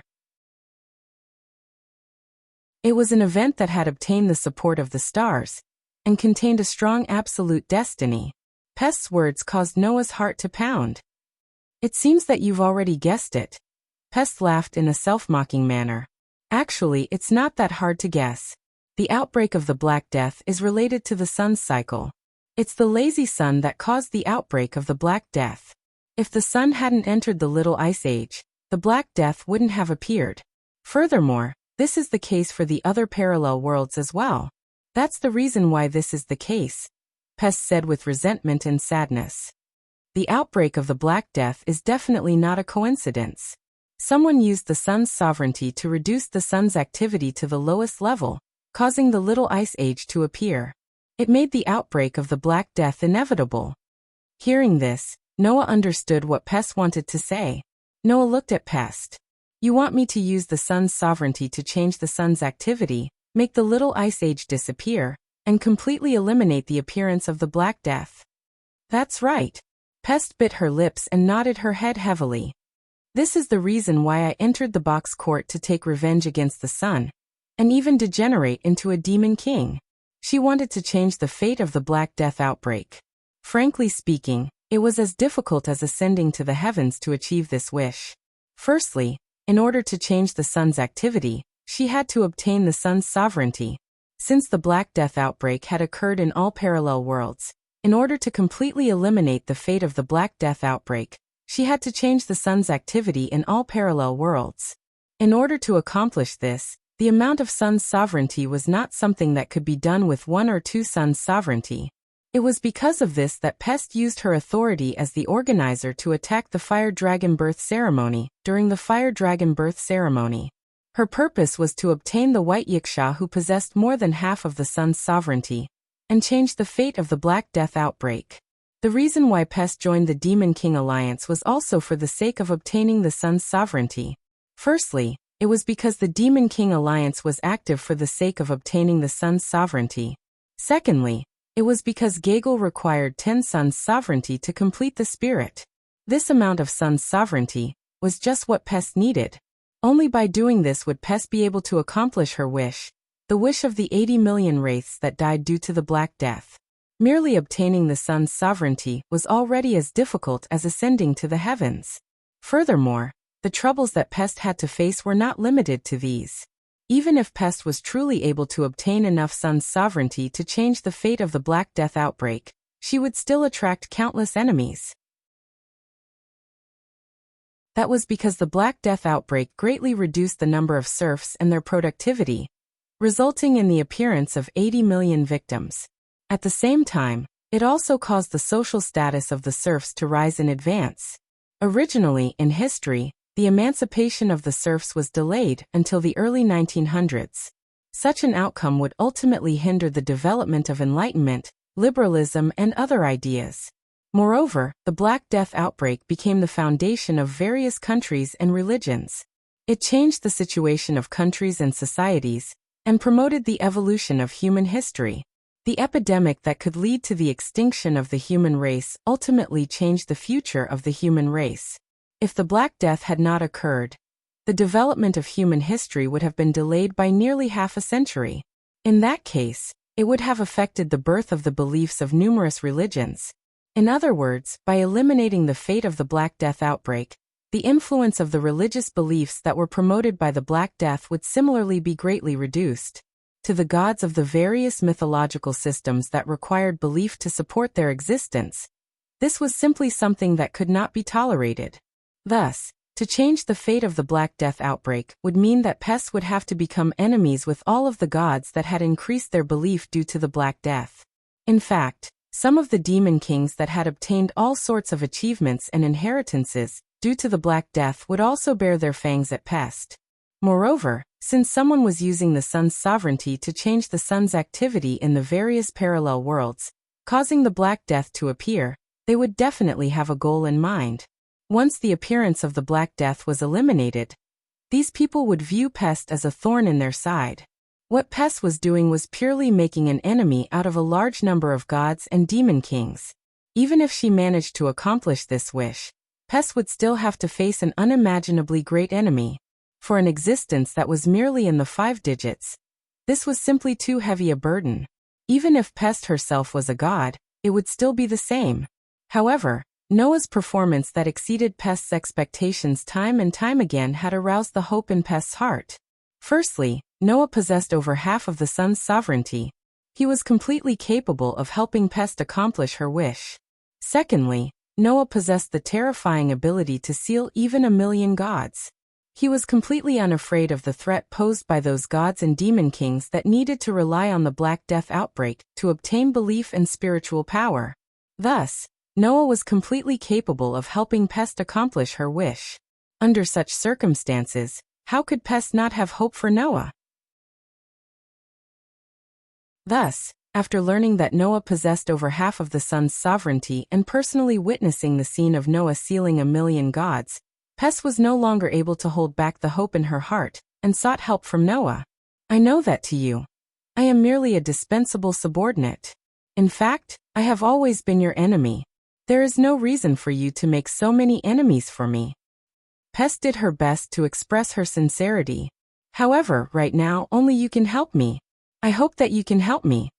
Noah's eyes flickered slightly and he grew silent.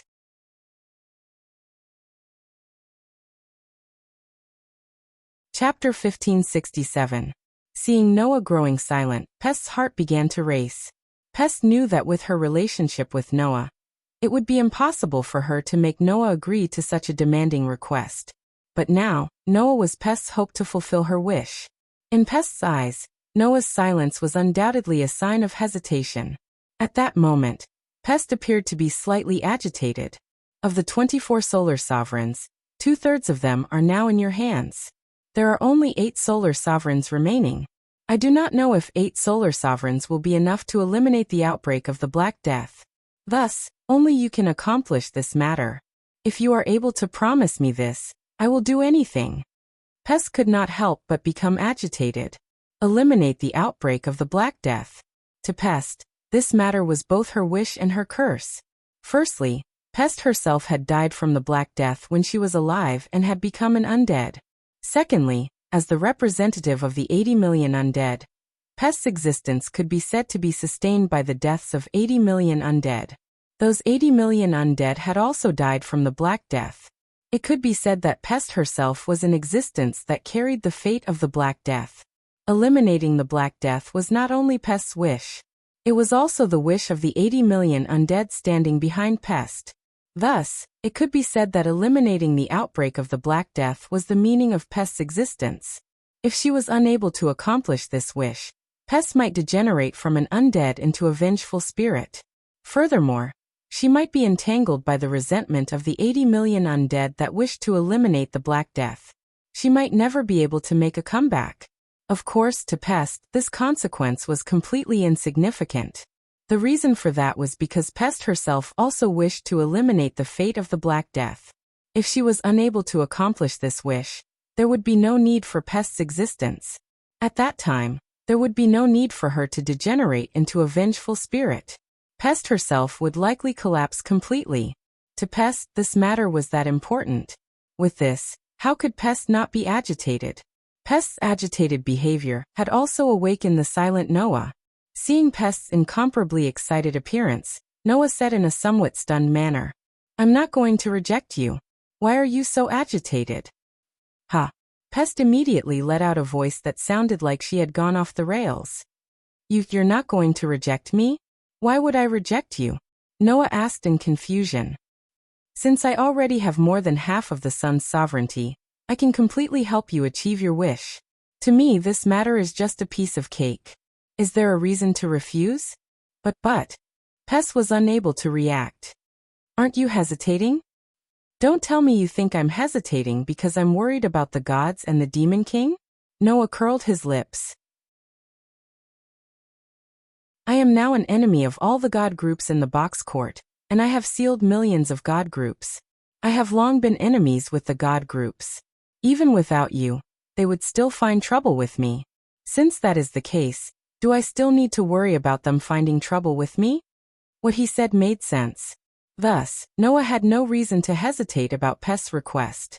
"What I am hesitating about is not your wish," Noah glanced at Pest. "Rather, it is you. My body." Pest was stunned. "You don't understand? Then I will say it clearly." Noah looked straight at Pest. "Frankly speaking, it is not a good choice for you to come to me for help." After saying those words, Noah stood up before Pest's stunned gaze. He walked over to the window and looked at the sky outside.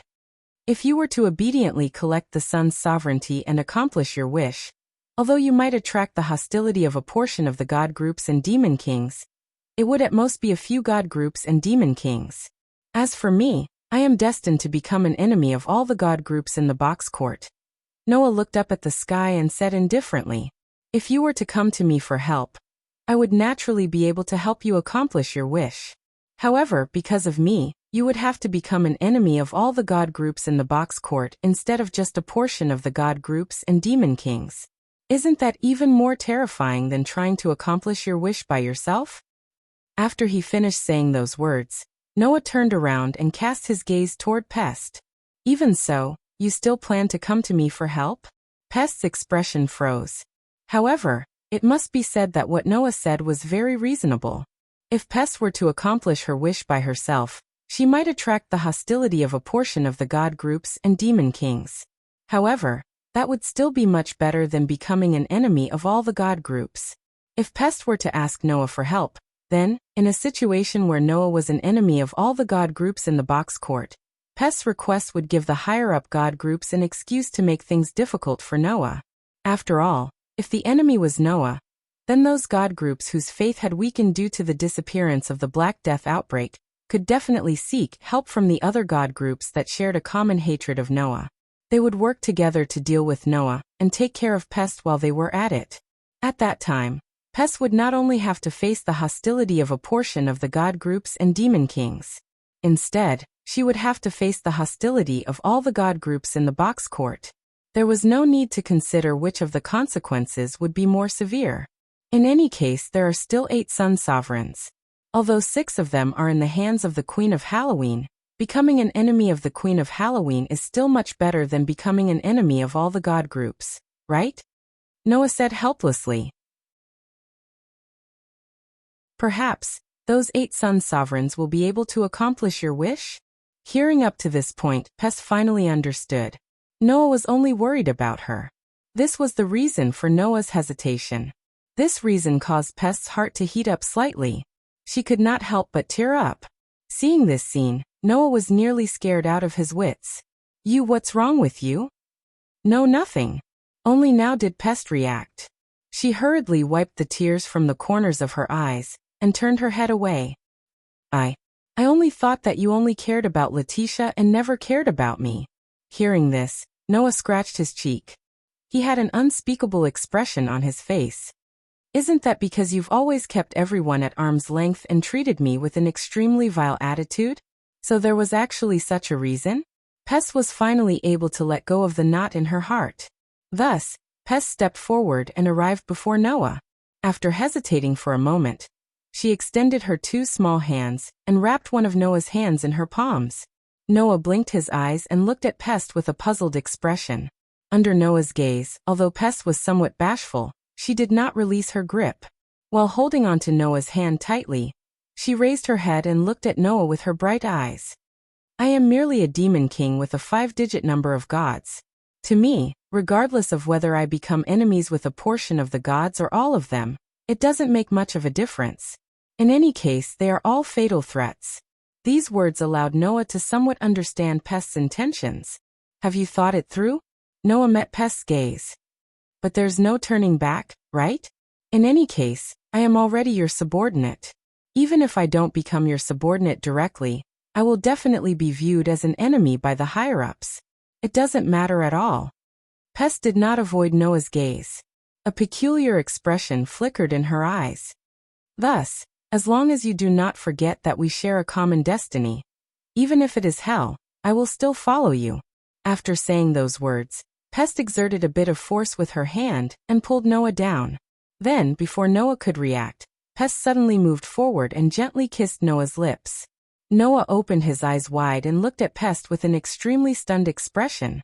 Pest released Noah's hand and took a few steps back. She raised her voice in a somewhat embarrassed manner and said, Letitia also did this when she swore her loyalty to you, right? Your subordinate isn't just Letitia. You are also my master. After saying those words, Pest turned around and ran away. She ran out of Noah's room. Noah did not know whether to laugh or cry.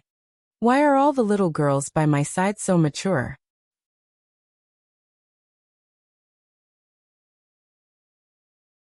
Chapter 1568. Perhaps it was because their relationship in the past was simply too unsteady, but now that they had suddenly opened their hearts to each other, Pest was not used to it. She did not even bother to discuss with Noah about how to prevent the Black Death from breaking out, and directly ran away. From Pest's point of view, Noah, who possessed sovereignty over 16 sons, was already capable of helping her fulfill her wish at any time. Since that was the case, there was no need for her to be anxious. After all, Noah was no idle person. He had to deal with all the gods from the box and think of a way to deal with Az-Dakaha, who would break out of his seal in the near future. He was already vexed enough. Thus, how could Pest have the nerve to ask Noah to immediately help her fulfill her wish? In any case, with Noah's sovereignty over the suns, he could eliminate the Black Death with ease at any time. As such, It would not be too late for her to temporarily suppress this matter and wait for Noah to deal with Azdakaha before helping her fulfill her wish. That was what Pest was thinking. Noah faintly sensed Pest's thoughts. He could not help but smile. Even though her usual attitude is so vile as expected, there is a gentle side to that girl's heart. Right after Noah said that, a voice filled with interest sounded in his mind. The young girl who died from the plague. The death god who bears 80 million dead souls. The demon king who spreads the plague to bring about the grace of death? The sudden voice caused Noah to react. He smiled. What's wrong? The dark goddess who once controlled the underworld is interested in my family's maid? A little. Athena did not mind Noah's teasing tone and said, in the past, I was also a goddess who was responsible for bringing death to all living beings. Even though that girl spread the plague to achieve the same goal, as a god, she was also able to directly bestow death to all living beings. She is quite similar to me in many aspects. As she said that, the interest in Athena's voice slowly faded away. Unfortunately, that girl did not have a high understanding of death. In the end, she only used some hurried methods to become the death god. That's why her strength was not satisfactory, right? Hearing Athena's words, Noah's heart was moved. Indeed, Pest was not a proper god. Originally, if one wanted to become a god, other than possessing a suitable spirit, one must also possess a certain amount of faith. Due to Pest's 80 million dead souls, her spirit was unbelievably high compared to ordinary people. She was definitely qualified to become a god. However, Pest did not gather enough faith to become a god. That was why Noah requested White Yiksha to refine the magic book of Hamel's Piper into a ring and wear it on his body. He wanted Pest, who had formed a subordinate contract with him, to become the Grim Reaper in the Hamel's Piper inheritance and become a deity. Although it's a god's business, it's of the of time. However, in Athena's opinion, a god like Pest was undoubtedly a dabbler. You don't have a high understanding of death? Noah started pondering. After a long while he suddenly said, then Athena, if you were to train Pest, to what extent would you be able to raise her strength? Hearing those words, Athena appeared to be stunned. However, she soon saw through Noah's intention and smiled sweetly. Do you want me to help you train that girl?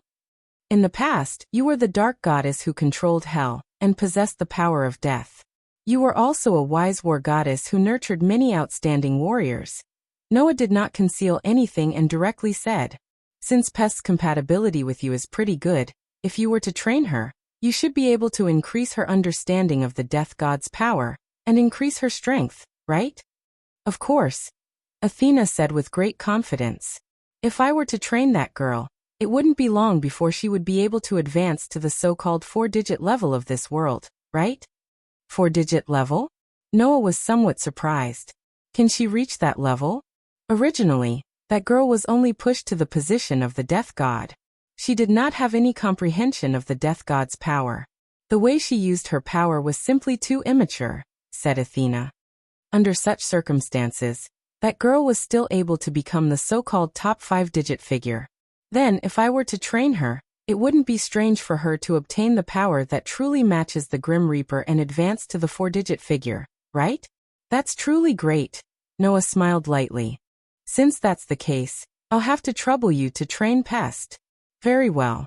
I am also slightly interested in that girl's growth. Athena's mood seemed to have become quite good. Never would I have expected that I, who had lost my status as a goddess, would have the opportunity to resume my old profession. Allow me to train that girl into a qualified god. Only then did Noah smile in satisfaction. At this moment, Athena uttered a shocking sentence. Also, I didn't come looking for you because that girl has a good compatibility with me. Instead, it's because I've confirmed the method to strengthen the sun's sovereignty. The sudden surprise stunned Noah. When he came to his senses, Noah was overjoyed. So soon? If we were to search for the other strengthening methods one by one, it would naturally take more time, Athena said to Noah. However, I've already decided what kind of strengthening these sun sovereignty should be used for from the very beginning. Now all that's left is to develop the strengthening method. You've already decided what kind of strengthening it should be used from the very beginning. Noah couldn't help but be stunned. The sun's sovereignty you've obtained has its own inheritance. It will allow you to obtain the corresponding ability, Athena explained. However, I think that instead of using these sun sovereigns to obtain some abilities that might not be useful to you, it's better to use them to explore your strengths. Haven't you realized what's the most powerful part of your body? Athena suddenly spoke as if she had woken up from a dream. The most powerful part of your body isn't the authority from God, nor is it the grace called ability value from the goddess. It's your possibilities. Noah suddenly trembled as if he had been struck by an electric current. Under such circumstances, Athena continued to speak. In your memory, the virgin goddess from another world has already told you that the possibilities in your body are very terrifying. It's almost to the point where it's impossible to predict. Even if she grants you the grace of God and allows you to obtain ability value, you still need a lot of conditions to level up. Other adventurers only needed to raise one of their ability values to the D stage to meet the conditions for leveling up. Then, they would complete a great deed and be able to level up. However, Noah needed to raise all of his ability values to the SSS stage of 2000 proficiency points to meet the conditions for leveling up. That was because Noah's possibilities were too great, so the foundation he needed to establish was many times higher than others. I've been observing you all this time. I've even peeked into your life from your past memories. As a lucky person who has been blessed by many worlds, I have to say that you are indeed quite special. Your existence is more mysterious than the so-called gods. Athena said in a solemn tone. You are so special. The possibilities contained in your body are extremely terrifying even to me. Up until now, I have learned of all kinds of heroes and heroic spirits from all kinds of myths. There is no lack of existences that even the gods fear, but you are above them. Therefore, I think that the terrifying possibilities in your body are your greatest treasure. Athena's words poked at Noah's truth. Therefore, from the very beginning, the use of the sun's sovereignty that I thought of was not to strengthen your ability. Noah Dole, I want to use the sun's sovereignty to explore the huge possibilities in your body and make you an invincible existence.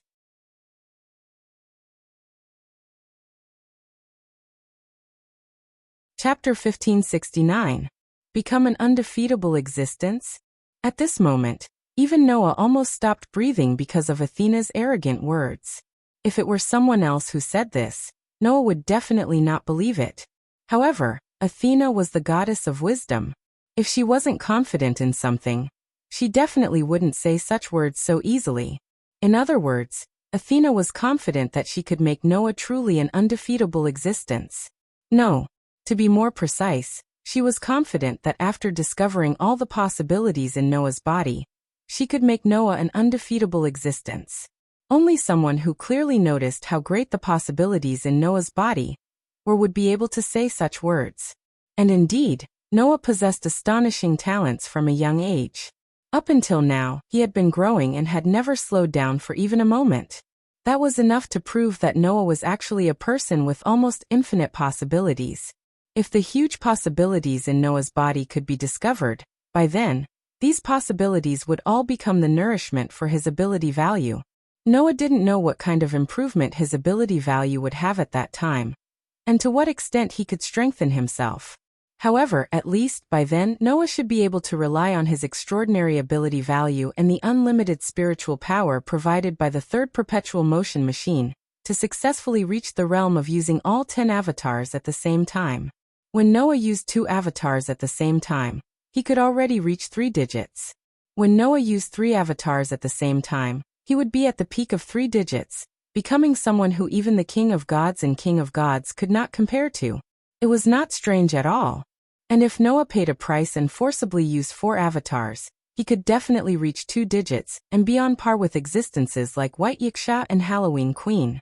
In this way, if Noah could use 10 avatars at the same time, coupled with the increase in his ability value, he could become an undefeatable existence.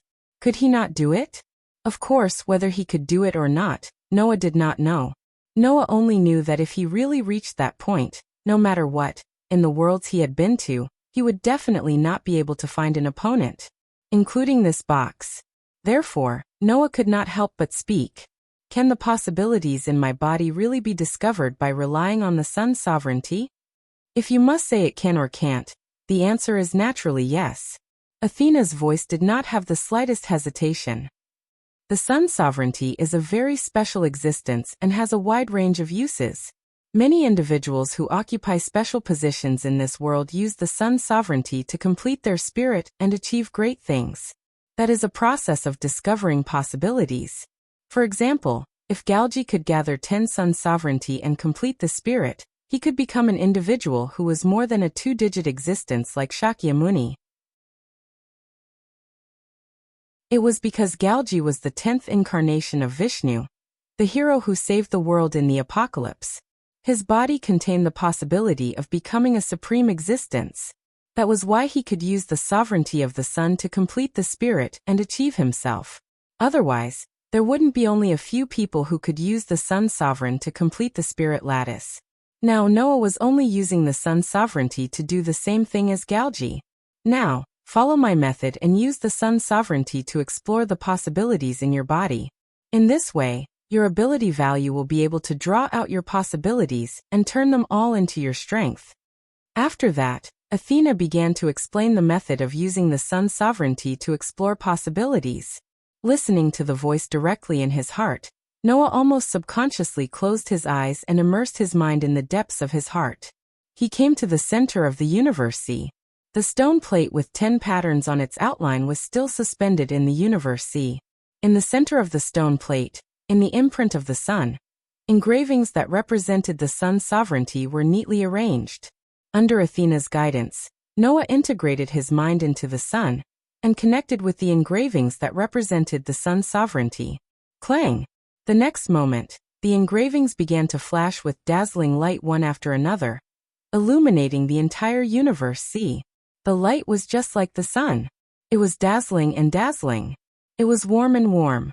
The dazzling brilliance like the sun shone in the entire universe. See, and under the guidance of Noah's mind, it gushed out of the universe. See, the dazzling brilliance that gushed out of the universe, see, suddenly shone in Noah's body, and shone on every corner of Noah's body.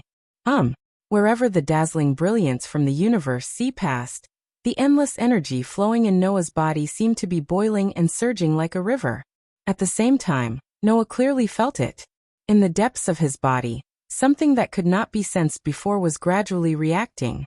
That reaction seemed to attract the dazzling brilliance shining in every corner of Noah's body, and all of it gathered there. As the dazzling brilliance gathered, the reaction became more and more intense. Sensing this reaction, Noah was overjoyed. That reaction was definitely the possibility contained in Noah's body. Next, he only needed to use the power of sun's sovereignty to draw out those possibilities, and then it would be a success. Therefore, Noah began to concentrate all his mind on his body, allowing the power of sun's sovereignty to gather at the place where the reaction occurred. In Noah's room, the atmosphere of silence spread little by little. Noah sat cross-legged on the bed in the room. His eyes were closed, and his body was motionless. He maintained this state and allowed time to pass. After an unknown amount of time, Noah slowly opened his eyes.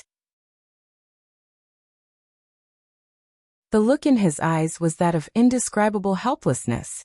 For a moment, the silent atmosphere in the air began to become heavy. After a while, Athena's voice sounded in Noah's mind. It seems that the attempt to use sun's sovereignty to explore the possibilities in your body failed. Yes, it failed. Noah had not been able to use sun's sovereignty to explore the possibilities in his body. This was because even though Noah had gathered all of his sun's sovereignty's power at the corner of the possibilities in Noah's body were only restless and did not show any signs of being drawn out. The possibilities in my body have already reacted, proving that your method is correct, Noah frowned. However, those possibilities have not been drawn out. Why is that? It's very simple, Athena said calmly. Since it can be drawn out but cannot succeed, it is undoubtedly because the power used to draw it out is too weak. Weak? Noah hesitated for a moment before speaking with uncertainty.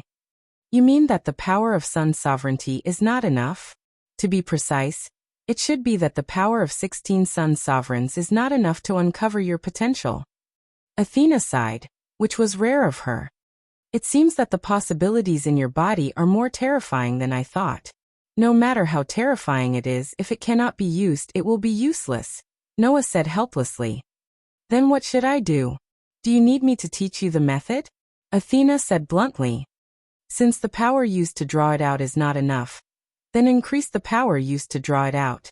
Athena's words did not surprise Noah. This was because Noah had already thought of the method. Aren't there still 8 sun sovereignty left?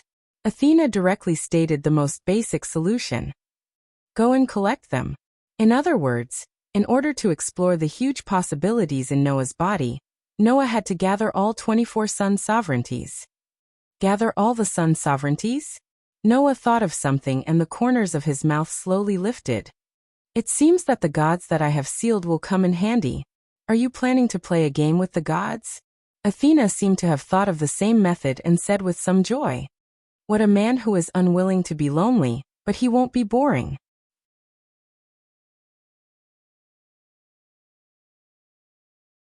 Chapter 1570. Like a typhoon, the troubles of the gods and Buddhas in the sky started and ended in a hurry. After Noah dispelled them, nothing special happened on that day.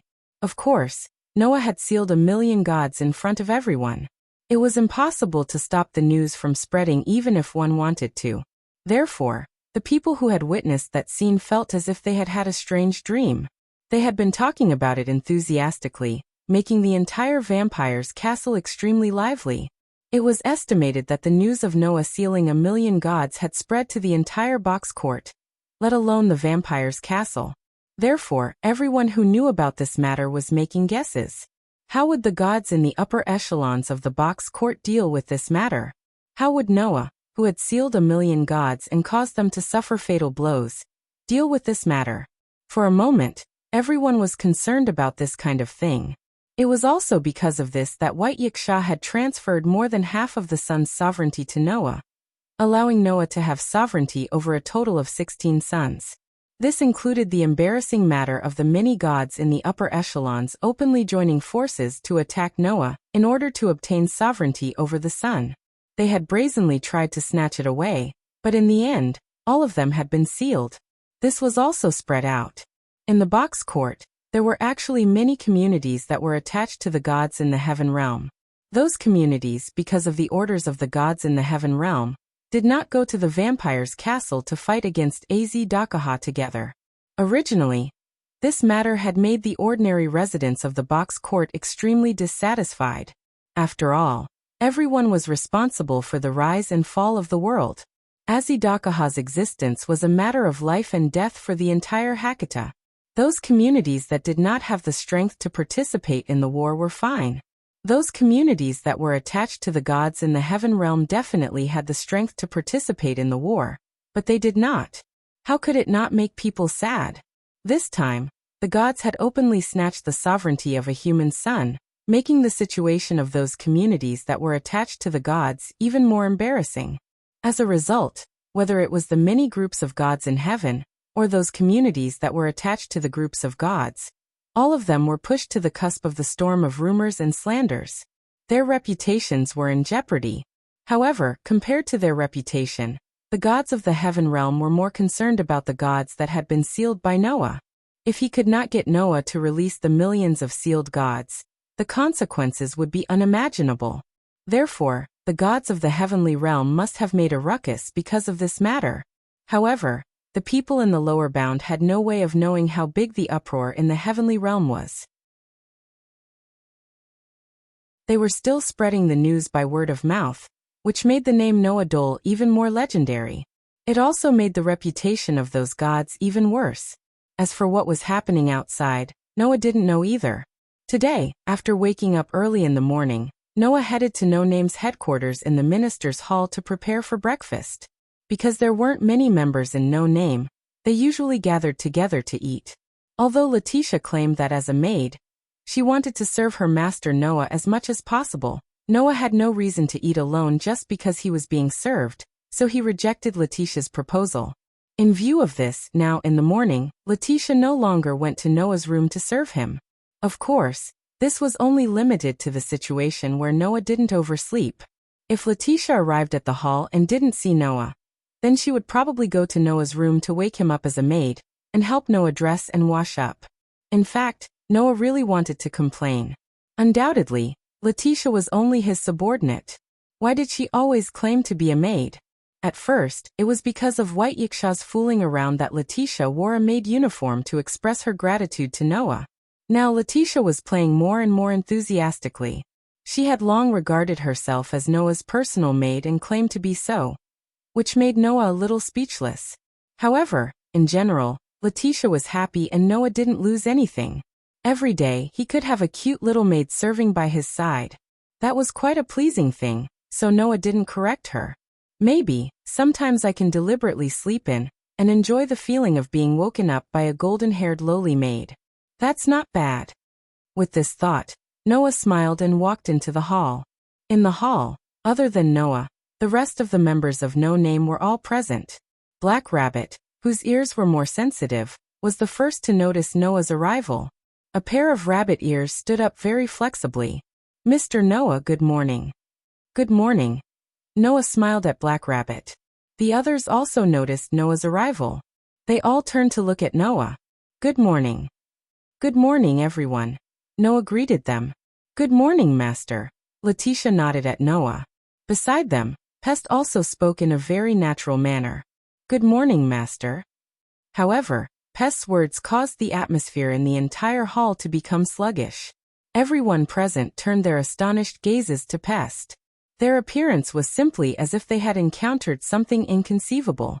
Being stared at by so many people with inconceivable gazes, Pest involuntarily took a step back and spoke in a very puzzled manner.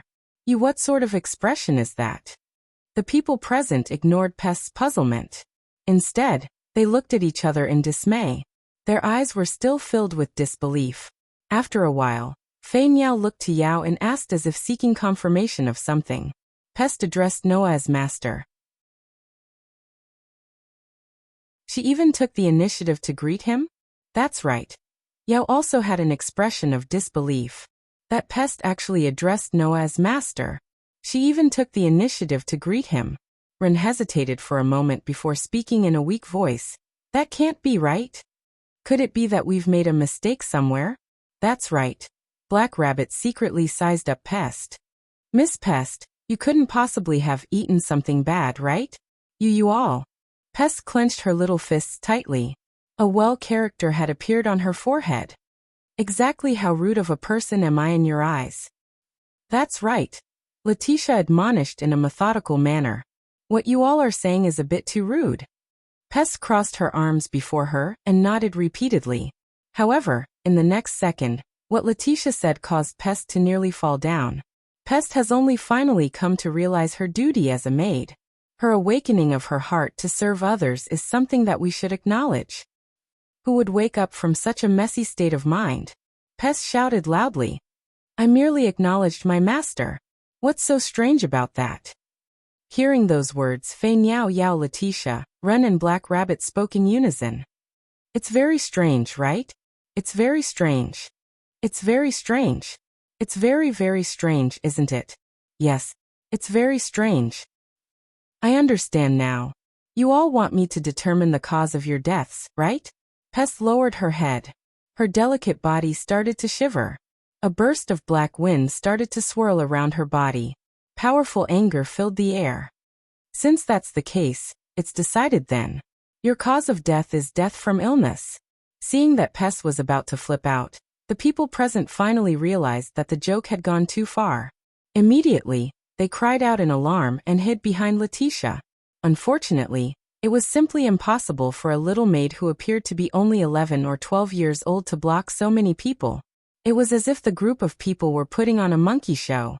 Such a joyous and harmonious scene caused Noah to feel very helpless. However, he was unable to prevent the corners of his mouth from slowly curling up. "Enough, all of you, stop messing around." Noah shook his head with a smile on his face. Then he looked to Pest. "Pest, you too. I still have to introduce an instructor to you later." "Instructor?" Pest was startled. "Instructor?" The others were also startled. That's right. Noah nodded and said. She boasted that she would help you reach a 4-digit rank.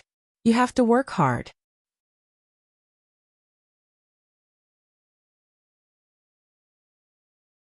Chapter 1571. 4 digits?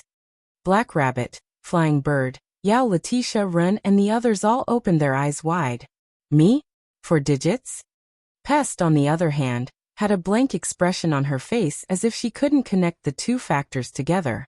Noah didn't say anything and directly said, All right, come out and meet everyone. As soon as his voice fell. Clang. Behind Noah, a platinum light suddenly shone. Wang. As if unwilling to be outdone, a silver light also blossomed from behind Noah. Within the dazzling platinum light and silver light, 2 petite figures slowly appeared.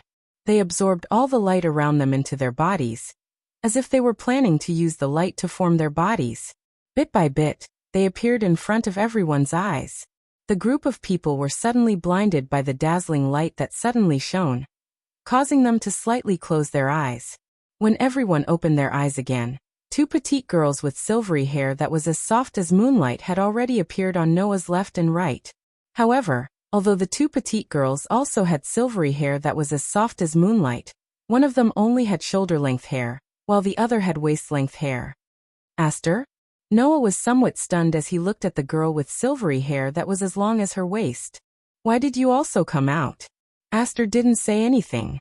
Instead, she tightly stared at Noah, causing Noah's expression to become somewhat unnatural. Immediately after, Aster once again turned her head around. She didn't say anything and had an extremely cold appearance. Noah, who was familiar with Aster, knew this elven girl was definitely throwing a tantrum again, because of some inexplicable matter.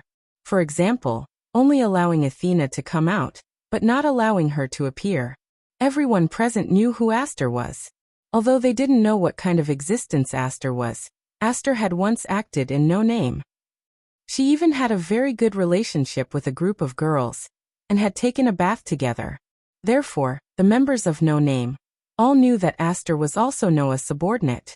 It was just that Aster's presence was usually too weak. It was easy for people to overlook the existence of this elven girl, so no one really interacted with Aster. However, at the very least, both parties had met before and were acquainted with each other. However, no one could recognize Athena. Ren seemed to feel that as the leader, he should take the lead and ask Athena tentatively. You are, hearing this, Athena turned her head and looked at Ren. Her pair of seductive snake eyes flickered as if she was staring at her prey, causing Ren's heart to almost stop beating. Under such circumstances, Athena spoke softly. Although this concubine's name isn't something that needs to be hidden, there's no benefit in saying it. You can just call this concubine Pallas. Pallas is another name for Athena. This title had the meaning of the Maiden of Athens. In Homer's epic, Pallas was often used to refer to Athena. Therefore, many people believed that Pallas was the original name of the goddess of wisdom, Athena. In the later development of history, as the Athenians worshipped this goddess gradually became known as Athena.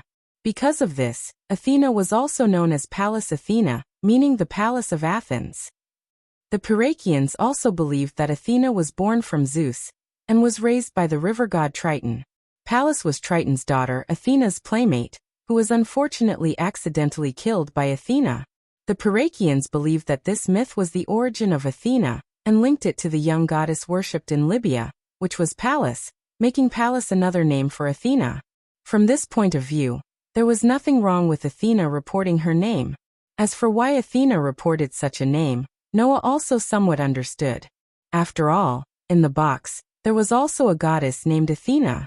If Athena were to report her name here, it would definitely involve the issue of her birth. In order to avoid this, Athena did not report her real name, and instead reported her other name. This was because Pallas had the meaning of the young girl of Athens. Many young girls who had a deep relationship with Athens would be given this name by their parents. It was like a more general name, so it wouldn't arouse too much suspicion. In fact, other than Run, who seemed to be somewhat puzzled, the others did not show much surprise when they heard the name Pallas. Pest looked at Athena as if she was sizing her up. She spoke to Noah with uncertainty in her voice. She is the instructor you spoke of? That's right. Noah nodded his head in understanding. Is there a problem? If you must say something, you definitely have it, right? Pest looked at Athena with a skeptical expression. Can you really help me reach 4 digits? It was not that Pest wanted to doubt Athena. Rather, this was not an easy task to begin with. As a deity, Pest was an existence that stood at the apex among the 5-digit deities. She was only a step away from reaching the 4-digit deity's level. However, this single step was as far as the eye could see. While it might seem like there was only a difference of 1 level between 4 digits and 5 digits, the former was classified as the upper level of the box. Even the majority of the Asura gods and Buddhas were at this level. As for the latter, they were classified as the middle level of the box. In the vampire's castle, there were many communities with 5 digits. For example, the community of Sarah and Shadora, who were the rulers of those levels, had 5 digits. However, in the vampire's castle, apart from Letitia and the Queen's Knight, only 16th Knights had the ability to reach 4 digits. And now, Noah was saying that as long as this young girl, who was not much older than Pest, gave some guidance, Pest would be able to reach 4 digits.